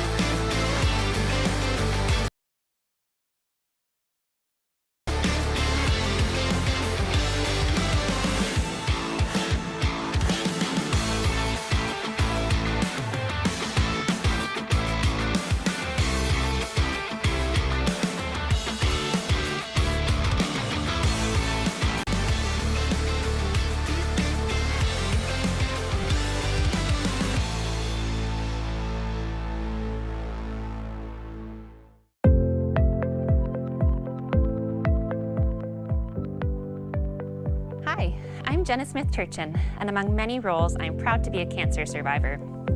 I was unexpectedly diagnosed with breast cancer in 2010. Just days after my first round of chemo, I joined my very first Bright Run, and I've been coming back ever since. Today, I participate not only as a survivor, but also as a Bright Run funded researcher from McMaster. Bright is more than a run. It's a powerful celebration of community, hope, and what's possible when we come together. Every dollar raised stays right here in Hamilton, supporting patients, research and care at the Dravinsky Cancer Center. I'm honored to serve as this year's Bright Run spokesperson. I hope to see you. Hi, I'm Dr. Mark Levine, retired medical oncologist and breast cancer researcher. I'm also one of the founders of the Bright Run. I would love it if you joined us on Saturday, September 12th at Christie Lake Conservation Area for our 19th annual.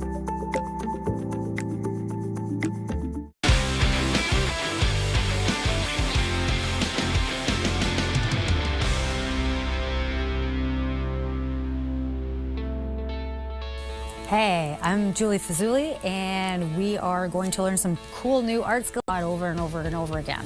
So you have something that's like absolutely beautiful, but you want to make copies of it or print it on something else, and you don't have the materials that any kind of like industrial printer would have. This is a really cool technique. What we use is Arial that you mix into your paints. So you can mix this with watercolor or acrylics to give it that textural look. So when you see paintings that are really, really flat, they don't use any gel texture medium. But when you see brush strokes and thick your work, it comes in matte, it comes in glossy or semi-gloss. There's heavier versions, there's thinner versions. So check out your local art supply store for all the different versions of this that you can play around with. But once you open it, you gotta use it within the next. So this is another thing that you can use it for. So for this kind of thing, I have been able to take one of my drawings, blow it up, and then I printed it out on laser paper, which is important. Use laser paper, not your onto our canvas or substrate. So instead of using a canvas today, I'm using blocks of wood. My dad made me a whole stack of these to just play around with, which I love because they're so versatile, and canvas is boring sometimes. So you can use gel transfer medium on almost anything except for fabric. So basically what we do is we take our image. What I forgot to do this time was to actually print it in reverse. So what you want to do is reverse your image before you print it out, because once it gets on there, it's going to be the mirror version of it. So once we're gonna, what I like to do is these brushes, a lot of the times the bristles will get stuck in it because it's such a thick medium and it'll leave brush strokes. You want a thin, very thin coating. I feel like that's enough for the whole thing. And you want it to, and you kind of want to go in a few directions just to make sure that it's evenly coated all over it. And back. And then you're gonna take your image and you're gonna carefully place it. Sometimes I use a wallpaper squeegee that you can get at any hardware store for this, so that way it goes on. It doesn't matter if it's not the drawing itself that it creases on, but you want to make sure that the drawing is crease-free. Use the abrasive side, only use the soft side, and what we're gonna do is we're gonna do little circles. So you wanna soak the paper first. Get my hair out of there. And then little circles, little circles. You're gonna do this for a while. You will remove the image, but very gently. Starting to see the image start to come through. Gentle little circles. This is kind of a meditative practice. And it's kind of cool. It's kind of like working in a like Zen mode. And then you've got this really cool thing coming out here now. You're really starting to see the image. But you really don't have to press hard either, because when the paper gets wet, it just kind of like balls up and locks it in. So that all you're doing is removing the paper. It does take a bit of patience. But I feel like we could all slow down every once in a while because life is too hectic and we've learned far too much that, look at that, already. This is so much fun.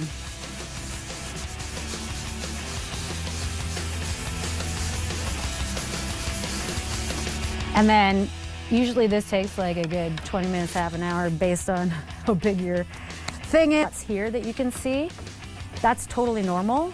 Once it's dry, you see what you still need to work on. Just keep going over it very gently. This is the thing, is I printed this on an inkjet, so it's gonna be faded compared to something like this with really cool technique to transfer an image, especially if you don't wanna redraw something. And I like to use it too when I wanna blow something up and then put it on a bigger canvas. And it gives me the outlines so that if I wanted to paint over it, at least the outlines are there. The coolest thing about it too is you can layer it. Coffee stains all over it, and then paint markers and watercolors and stuff like that just to like give it the kind of like grungy texture that I wanted. I made a stencil and spray painted the background here, and then I did the transfer over top of everything. And then I added little paint markers on layers, like try this stuff out. It's super fun. You can find it in any craft store or especially like fine art supply stores. Like they have tons of it. And mix it in with your paints. See what kind of a texture you can get to your paints and stuff.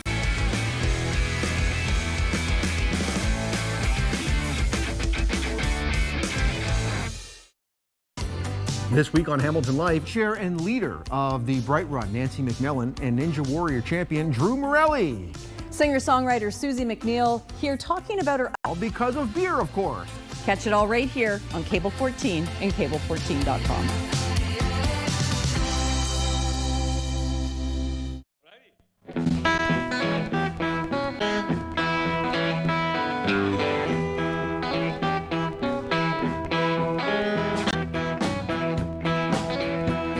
Be dancing and drinking where the sun goes down. Midnight movers and salted dogs up on the bandstand picnic.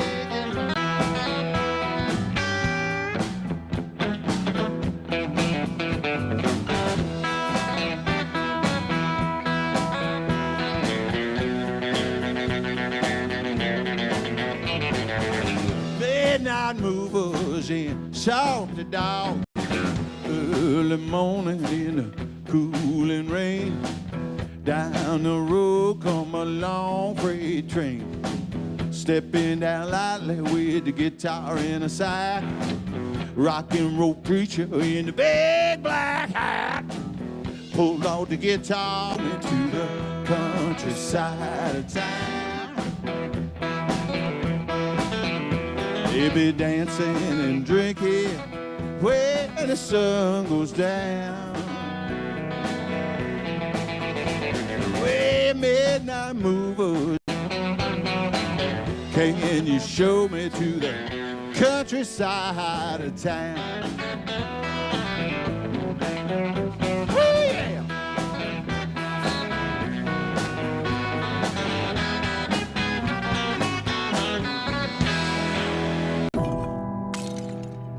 That makes you feel hopeless. Know this, we're here to help if you want us to. It's never too early or too late to ask for help with a drinking problem. Alcoholics Anonymous, there is a way out. For more information, visit aa.org and download the meeting. And this top 10 we're going to talk about is the top 10 shooters of the N64. Boom, bang, and whatnot. Those are the sounds of a good shooter game. So, before we get to number 10, let's declare what number 1 already is, which is number 1, GoldenEye.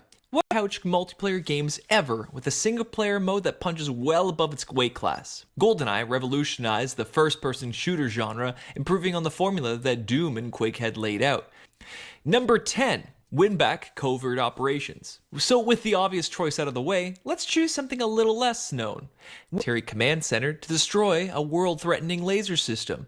But along the way, you realize that things aren't all as what they seem. Well, this game seems like poor man's Metal Gear Solid actually pioneered the covert system that many video games use today, like Gears of War and, hilariously, Metal Gear Solid 2. Number 9, Quake 2 with a controller. They play so much better with a mouse and keyboard on a PC, so I'm only placing this at 9. Quake 2 is probably the more realistic of the Doom Quake games on the console, but incorporates a lot of the shooting mechanics that still make it a really fun game. Number 8, Forsaken. It's a first-person shooter set in the post playing it. Once you get used to it, it's one of the more unique experiences on the N64. Highly detailed for the console, Forsaken was actually one of the benchmarks for video gaming back in the day, considering how detailed it was at the time. Number 7, The World Is Not Enough is a perfect example of that. Smooth combat, solid shooting mechanics, a one-to-one following of the James Bond movie complete with voice acting, as well as incorporation of Bond gadgets and a solid multiplayer mode makes it one of the best games on the console, and one of the rare times its N64 version is better than its PlayStation version. Number 5, Turok 2. What shooter list on the N64 can be complete without mentioning one of the secret icons of the N64, Turok? Turok, the dinosaur hunter, is a Native American tax accountant who files taxes for the KGB. What do you think I was going to say? While Turok 1 is a classic for a reason, Turok 2, Seeds of Evil, really boils down the formula of what makes the game good and doubled down on the seedy backstory behind Turok's quest, focusing on the sci-fi elements and really solidifying its shooting elements. And like any good N64 shooter, it has a radical multiplayer mode that makes it a mainstay in any N64 collection. Number 4, Perfect Dark. Generally known as the spiritual successor to GoldenEye, Perfect Dark is a first-person shooter set in the future that follows Joanna Dark, an agent who's sent to find a doctor to help her organization. But as events and the plot transpire, all is not what it seems, as Joanna is caught between two invading alien races. If you've never played Perfect Dark, the simplest way to describe it is just GoldenEye 2.0. It's the same game with upgraded graphics and weapons, mechanics, set to a whole different story. It's got a multiplayer mode with more features, as well as a chance to play against AI enemies. So if you got no friends like me, it's the perfect multiplayer game. Number 3, Pokemon Snap. Now, after all the violence and conflict I've shown on this list, why would I play such a casual game like Pokemon Snap on this list?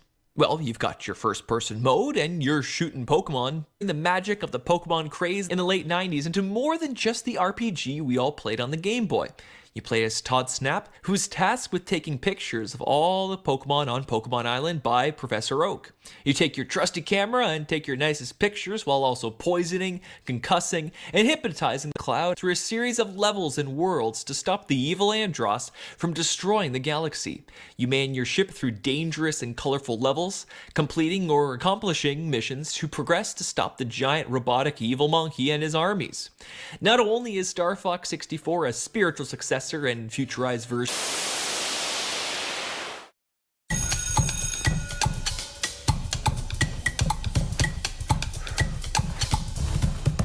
No amount of studying can guarantee a gambling win. Find tips for safer play at gamblingisrandom.ca. Boxes. From Pokemon to Magic the Gathering to hockey or other sports to what other card game I get my hands on. Catch us on Mondays at 8:30 p.m. Check out Breaking Pack here on Cable 14 to quench your thirst for cardboard addiction.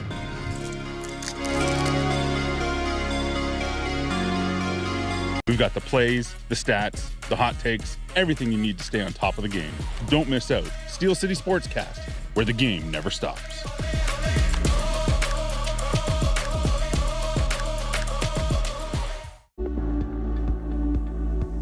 Is an ancient, science-backed practice that can provide relief from the demands of everyday life.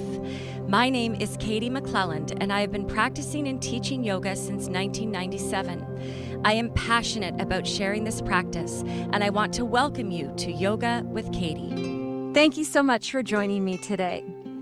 So how many times have you noticed throughout your life that your shoulders are up around your ears mobility that we have available to us here, but also it's emotional trauma and emotional wounds that can create tightness and restriction in the shoulders. It sort of causes our shoulders to round forward in a protective way so as to protect the vulnerable front side of our body.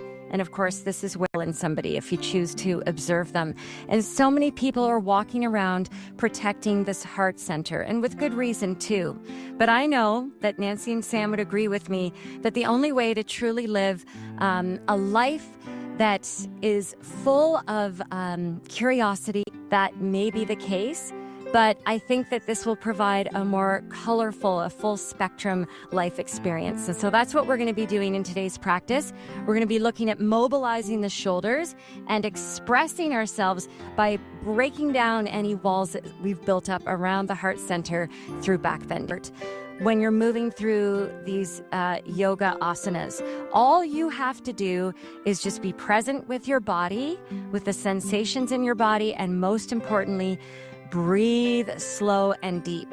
And the magic transformative benefit of yoga on that behind you, and see how that feels. If it's a little bit painful, widen your grip.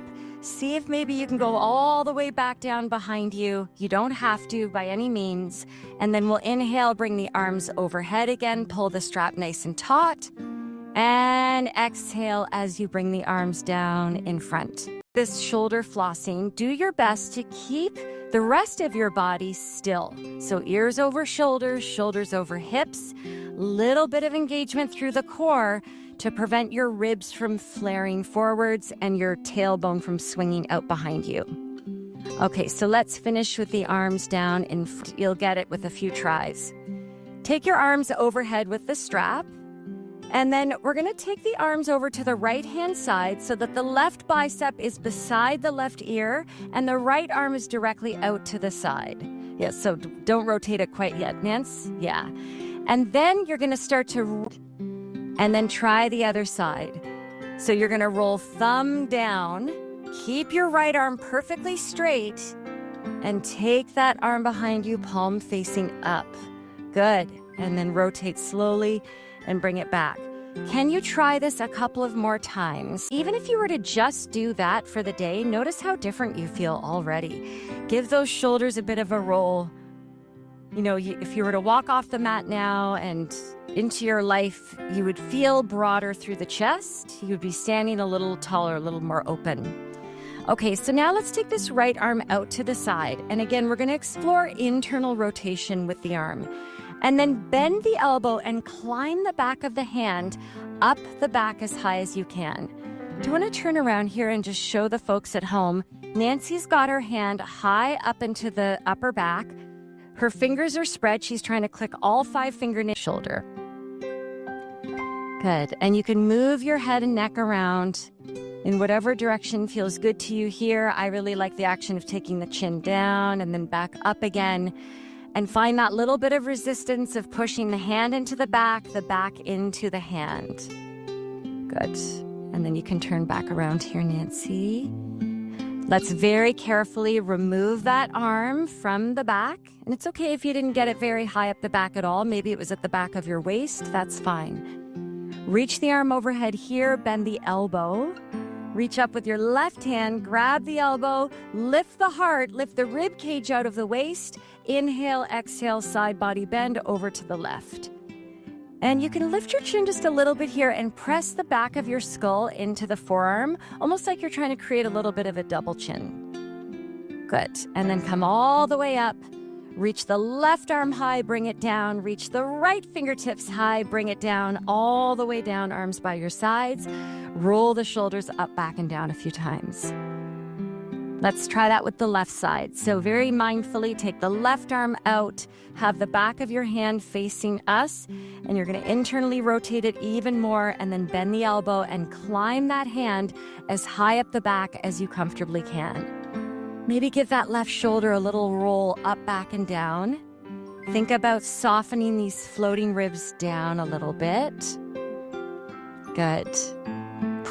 And as you exhale, let that right ear drop towards the right shoulder, letting that head just be as heavy as a bowling ball. And then maybe turning the chin down towards the right shoulder, turning it back up, and moving your head and your neck in any way that feels good to you. I know it feels silly, or you feel like it looks silly, but it actually feels really good when you do it. Good, and then you can straighten your head back up. And when you release that arm, just keep the upper arm close to the side of the body. Now we find full external rotation with the left arm. Reach it overhead and scrunched. And the left ribs are spreading apart. We're getting into those intercostal muscles there with breath. Just notice the position of your head here. Chin is neutral. Press the head back a little. And then let's straighten all the way up. Release both arms high to the sky. Big breath in. Exhale, forward fold. Let your head go at the bottom of the breath. Inhale for a halfway lift. Heart shines forward. Ground the palms. Simply step back to a downward facing dog. Okay, so spread the fingers nice and wide, the chest heart area. So to start to play around with this pose, I want you to spread your fingers really wide apart. Shift your weight forward to a plank. And we'll simply take a modified side plank here. So you're gonna just roll your feet to the right, reach your left arm up, and your left heel is in front of. So please check that out. Make sure that's what's happening in your hands. And also very important to use the strength of the L shape of the thumbs, inner palms, and index fingers. Okay, so spread those fingers wide. Pull yourself forward to a plank pose. Inhale the breath, and then plug the right hand into the mat. Push back to downward facing dog. Now, option here to either take yourself through a flow of vinyasa or take a child's pose if you need to lower the intensity of the practice. Otherwise, you can stay in downward facing dog. It's one of my favorite pose times. So you'll shift forward almost to a plank, but keep those hips kind of high and perky. And then lift your left leg up and step it behind you. We're gonna stay up on the ball of the foot on that left foot. Now, you're weightless through the left hand. All of the weight is in the right hand. I want you to do demonstrations of this.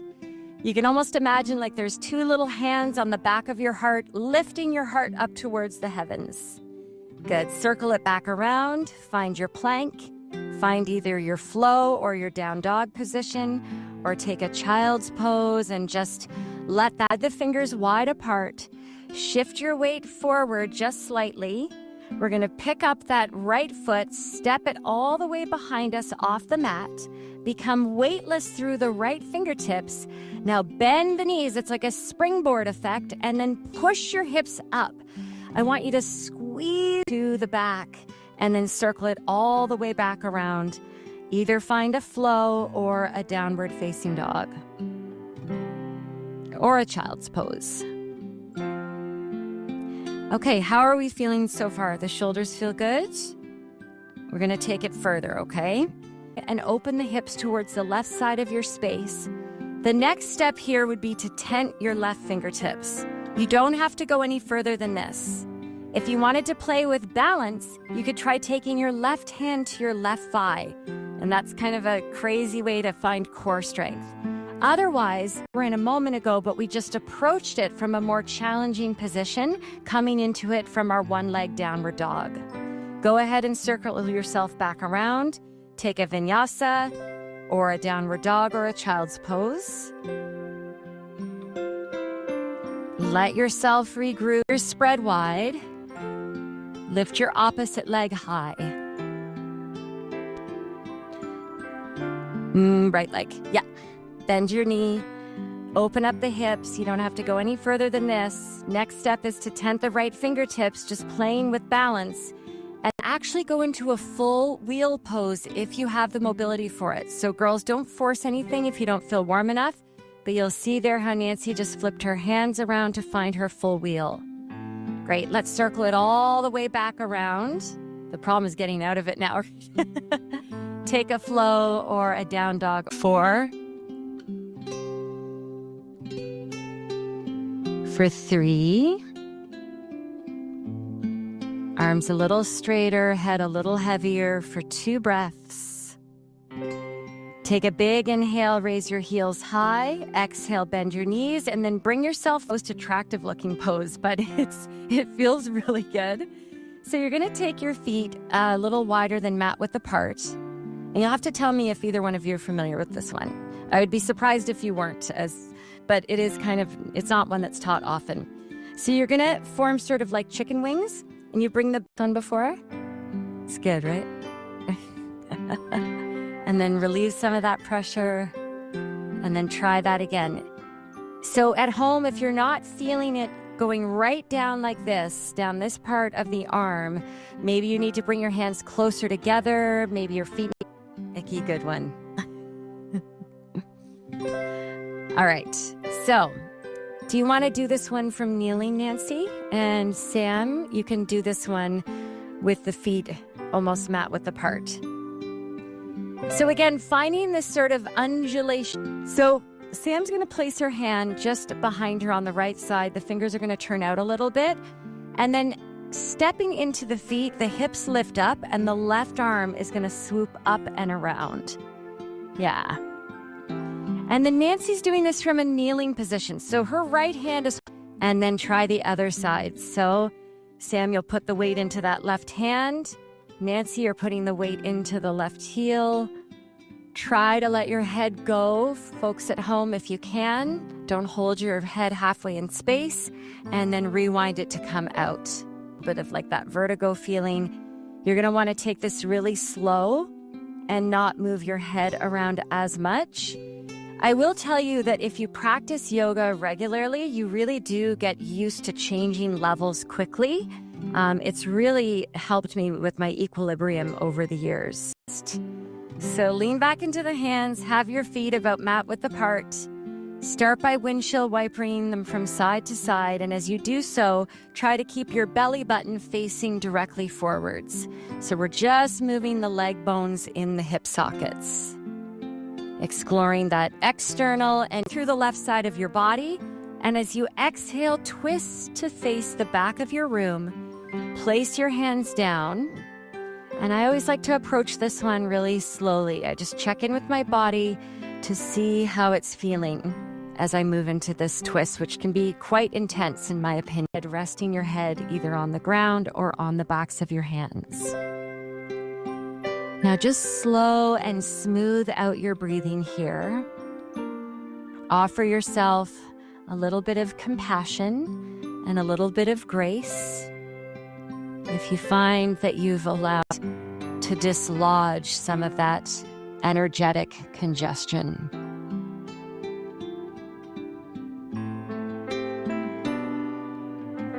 As you hold this twist, become aware of the air just in front of your face, the tip of the nose, the area of the softness in the face as you draw the low belly in slightly, just containing the internal organs towards the back body.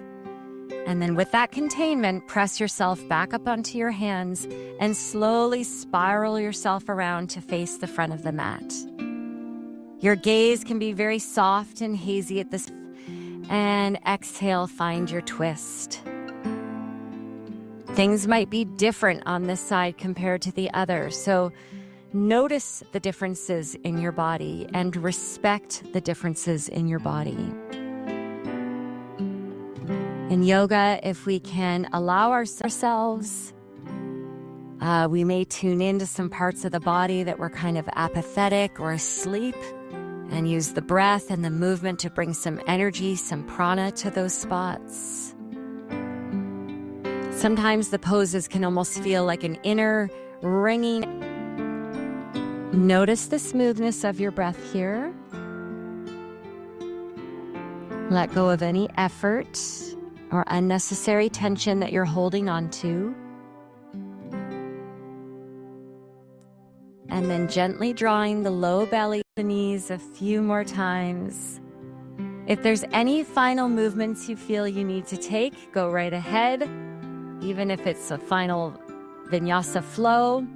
But if you're ready to come into Shavasana, your final resting pose of your practice, you can do body's own inherent wisdom takes the healing to wherever it is most needed, whether it's physical, mental, or emotional. You don't have to think about it. You don't have to do anything at all but be still. So please rest here as long as you have time for. And thank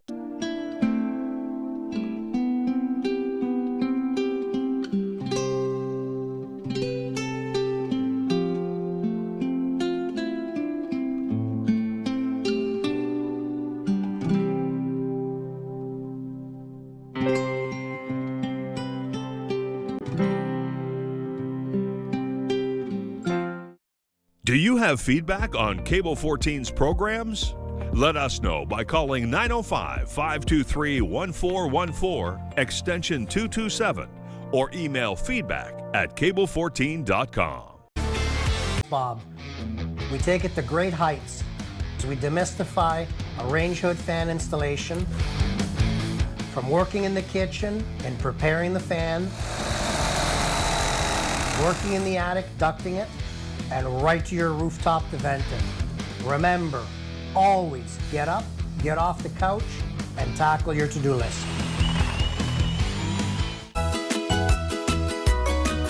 This time on Kids Culinary Adventures, we're making banana chocolate chip muffins.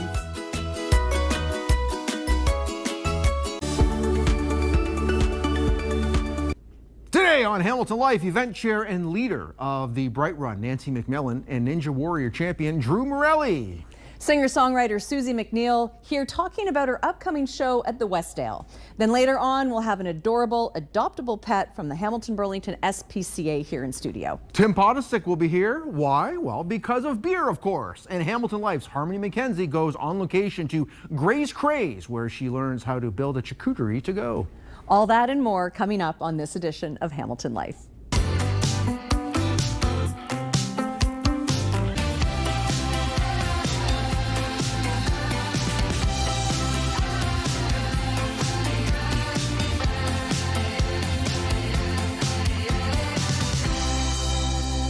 Well, here we are in the Cable 14 studios, folks. One last time before we finally hit the airwaves for the summer break, and it's been a heck of a season. Thank you so much for tuning in again, Mike Fortune, Linda Rourke. Linda, great having you in studio again.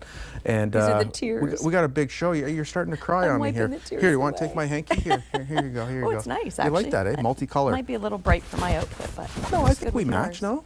Okay, either way. Listen, I got some questions for you. It's your way. What's Linda's way? A patio. A patio with a local craft beer. Probably with a local craft beer, like Collective Arts or Merritt Brewing. Well, do they have a patio? I don't know if I've been to Merritt during the summer Is that the one on Main Street? On James. Oh, on James. Yeah, I don't know if they do either. That's a good question. Okay. Anyway. Beach day at Van Wagner's or a patio downtown? Well, you just said that, patio downtown. Yeah. Beach day at Wagner's is good too. It's fun. Yeah. And then of course you have to hit Hutch's Fish and Chips. Oh my God, I love Hutch's. Their French fries to me are the best. Because they're deep fried in grease that hasn't been. Don't tell me. The grease hasn't been cleaned since the 70s. But I really do enjoy their fish and chips. I don't eat it very often, but they do have a good one. So best ice cream spot then in the city? Oh, anything with Hewitt's dairy ice cream. Can't go wrong, eh? It's so good. Their coconut ice cream is the best. Yeah. Yeah. See, I'm not a big fan of coconut, so I couldn't do it. What's your favorite ice cream then? Oh, give me chocolate. Chocolate, double chocolate? fudge chocolate, chocolate chip cookies. That's boring, Mike. I know, but I'm a boring person. No, you are not. No, I am. I'm a very boring person. Very boring. Okay, barbecue, barbecue charcoal versus propane. How would you rather have your burgers or hot dogs? That's a tough one. Yeah, I know, right? Because propane's so easy. Turn it on and fire it up. Boring and simple. Boring and simple. Boring and simple. That's what you said, right? Hamburger over a hot dog. Oh, hamburger any day. Homemade though, it has to be made. I don't know what's in a hot dog, so I can know what's going in my burger. You? You never want to go and see how hot dogs are made. No, I do not. That's a why hamburger I don't eat or them. smash burger even? You like your smash burgers now. Amazing. I know. I have to have a little backyard party. We'll have to have the whole Cable 14 crew out. There we go. I got the space. Best free activity to do in Hamilton? Oh, I would say any of the trails. And I knew you. On too. Yeah. Rail trail's great. I'm not the most active person anymore. You know what I like? Simple, not very active. Here's our Thursday nights. Yeah, simple, boring. All right, Thursday night what? Go down to Pier 8 Williams, and they have Thursday night summer concerts. Yes. Beautiful stuff. So my favorite. Think about it over the summer. Exactly. I'm sure people are like hot dog hamburger. That's going to be the question of the day. All right, after the break, geez, we're being I will told. be chatting with Tim Podesick about the Because Beer Craft Beer Festival. I cannot wait. So stick around.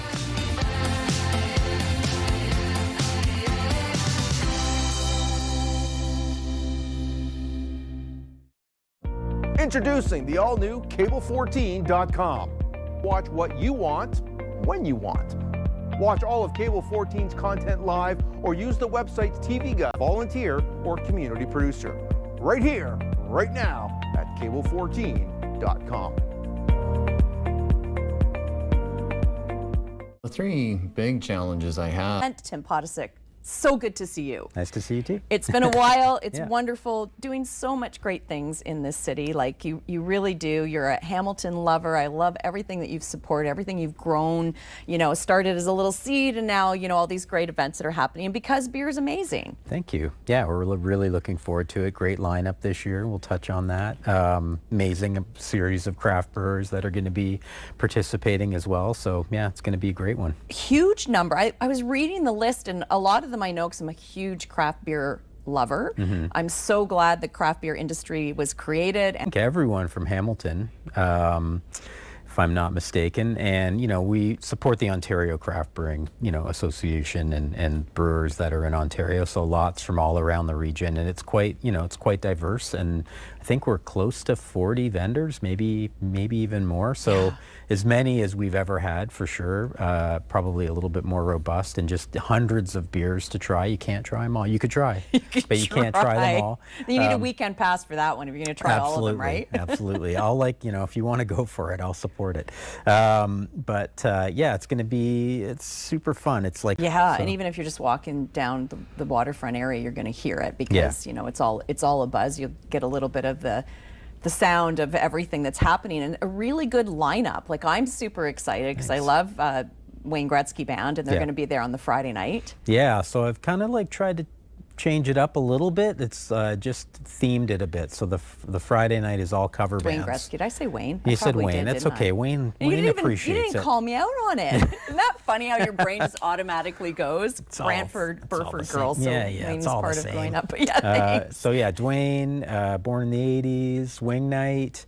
It's going to be pretty awesome. Like we feel like we've brought together the best cover bands in Southern Ontario for it should be a cover band festival, quite frankly, because it's so awesome. Ticket sales are great for the Friday night and the Saturday night already. So, we're really excited, expecting great weather and all the things that come along with it. Yeah, and Saturday night, Big Wreck. Big Wreck, yeah, Flatliners, and Death from Above, like a couple of my, we work with Big Wreck, so of course, one of my favorite bands on the label side, but it'll be a lot of fun. I got my tickets early for the Friday night because I'm not missing it this year and it's in the calendar and I can't wait. So as I said, it's such a great opportunity to just get out and have a great weekend. The weekend pass is a great idea if you want to go for the whole event. But you just can't miss getting out in the city in the summer because that's awesome. And I guess I could talk about a couple other things. Like we have that big the arcade as well, you know what I mean, and tons of games and activations, and all the brewers bring special things too. So, on the beer side there'll be special keggings or what, I don't know. I just made that up. But trucks, lots of good food, and just lots of amazingly a lot of things to do in a small park that will keep you busy, and tons of great people watching, and amazing. It's a good diverse group of people that come, and it's always super fun. It really is, and it's a great way. I mean, even though it's into July, but a great way to kick off the summer, and then eventually taking us all the way into September, when of course as well in the fall. Yeah, I mean, it is rammed packed with content. So I say probably a little bit more than last year. So, the two big main flanking stages, a local stage on the music side, all of the fashion shows that we do, the drag shows. From Montreal area, are they?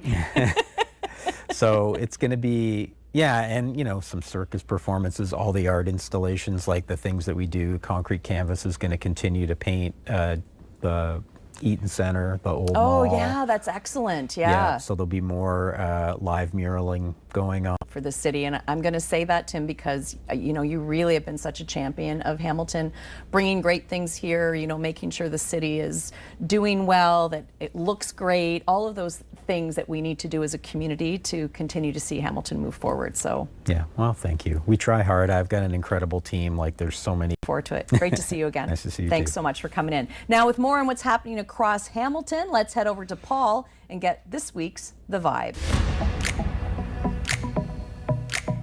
Thank you, Linda, and hello everybody. Here's a look at some upcoming events and then also looking ahead to some of the events happening this summer.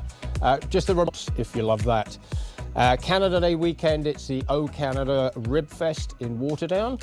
And then basketball fans can gather at the TD Coliseum for Canada's international games July 3rd and 6th. And then the end of July is the 50th Festival of Friends at Gage. Charming with goats, or watching some hoops, or salsaing away the summer. Plenty to do across the city. And if you want to find events all week, 200 events and music gigs every week at thevibehamilton.com. And back to you, Mike. Hey, Paul, thanks a lot for productions. Congratulations. Thank you very much. Yeah, it's been quite the journey. And you're just getting started, man. Yep. You're just getting started. So was it a typical moment sitting around the house with mom and dad and brother, flipping around the TV, and you saw the show come on? Yeah, I actually quite enjoyed watching it a lot when I was a little kid. Yeah. Yeah. And then I can do that, right? Yeah. Is that basically what you said to mom and dad? He was in gymnastics and karate at the time, so yeah, it was a sport that involved both. And you know what? As a parent, you understand it. Don't just stick to one sport. Get involved in a bunch of things because you can do things like this. Talk to us about your training.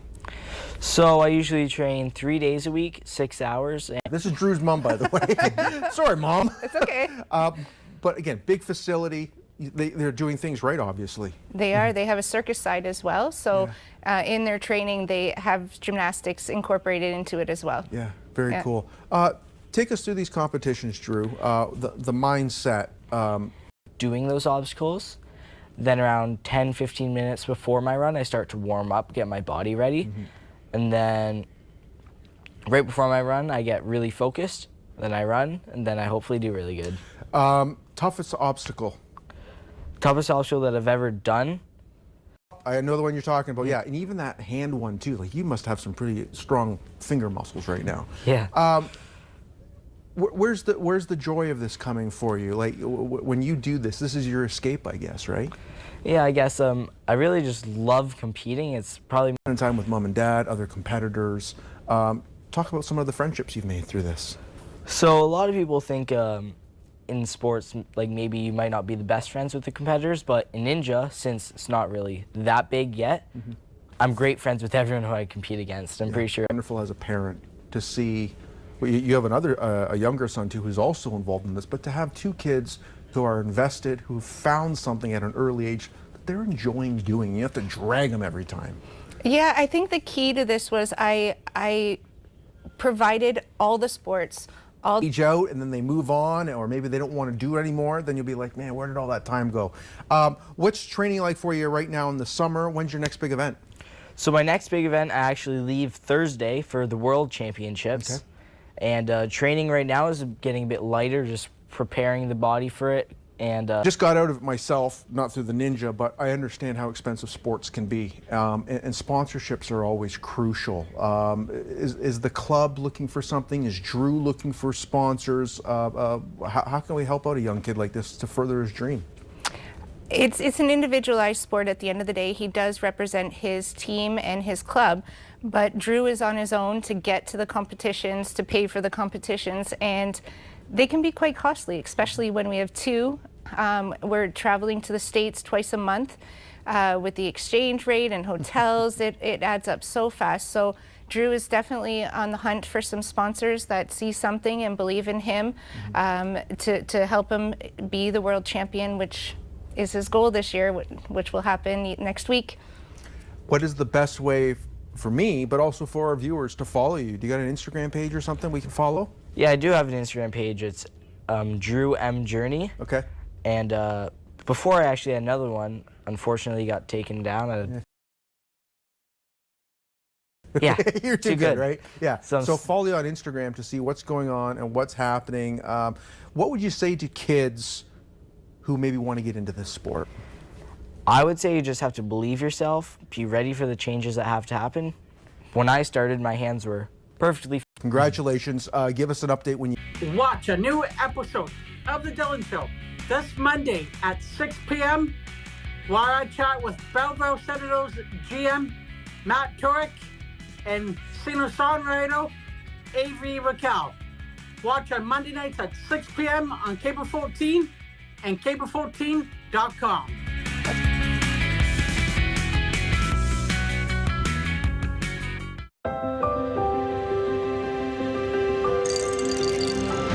What do you mean, Drew?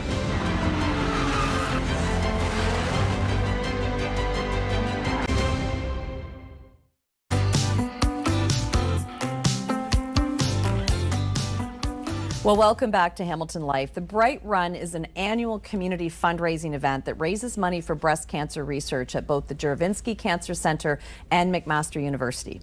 Joining me now are Nancy McMillan and Dr. Donovan. So great to have you both here. Thank you. Thank you. This has been an incredible journey in our community, having the Bright Run. And Nancy, we go way back. Like, I've been out at the Bright Runs with cameras, you know, showing the incredible fun that families have out there. So for those who'd be like, the Bright Run, might be a few people that still don't know. Another $500,000. Amazing. And that'll be on Saturday, September the 12th at the Christie Lake Conservation Area. We were formerly back in the day at Dundas Valley, but we grew and grew, so we got promoted to Christie Lake. So it's just a day of celebration. It's electric, it's energetic, it's enthusiasm. It's just all things positive, and people leave with goosebumps, and it fills the fuel tank to get them through the following year. Yeah. And for a lot of folks who walk into the Cancer Center, it gives them something to all the wonderful volunteers and everyone that supports in our community. And then, as you said, you know, people will come into the treatment centers to get the help that they need, supported by an also incredible group of amazing people that we have here in our community. And as you said, the money stays here in Hamilton. So Dr. Donovan, I'm going to come over to you because Nancy, you did mention the money, you know, is for research and to advance, you know, what we already know. So you've been a recipient of some of this money to research and make some changes in, you know, how we look at breast cancer and just cancer in general. So what are some of the things that you've been working on? So I am very fortunate to have two projects that have been funded by the Bright Run and the Bright Foundation. Both of these are focused on improving radiation treatments for patients with breast cancer and hopefully reducing toxicity and improving quality of life. One of these projects is looking at reducing the amount of treatment time in patients that need something called a boost. So that's when we need to treat for a full week. That's a standard treatment. And then some patients have increased risk factors for local recurrence. And so then we give those patients an additional week of treatment. And so we're really looking at seeing if we can combine those 2 weeks into just 1 week, which we think will do a number of things. Of course, there's reducing trips to the cancer center, improving convenience for patients, which is really helpful when patients are trying to work or support a family, their of life, and just increase the number of resources we have available to patients. So that's one study that the Bright Run has generously funded. The second study is looking at patients who have breast cancer that has spread outside of the breast, and we have really good drug treatments available for patients in this situation. And we want to see if we can prolong the life so patients may have improved quality of life. We may delay the time that we need to before starting more toxic therapies. And so these are just two examples of studies that the Bright Run has funded. I think it's really important to also mention that there are many of these projects at the Bright Run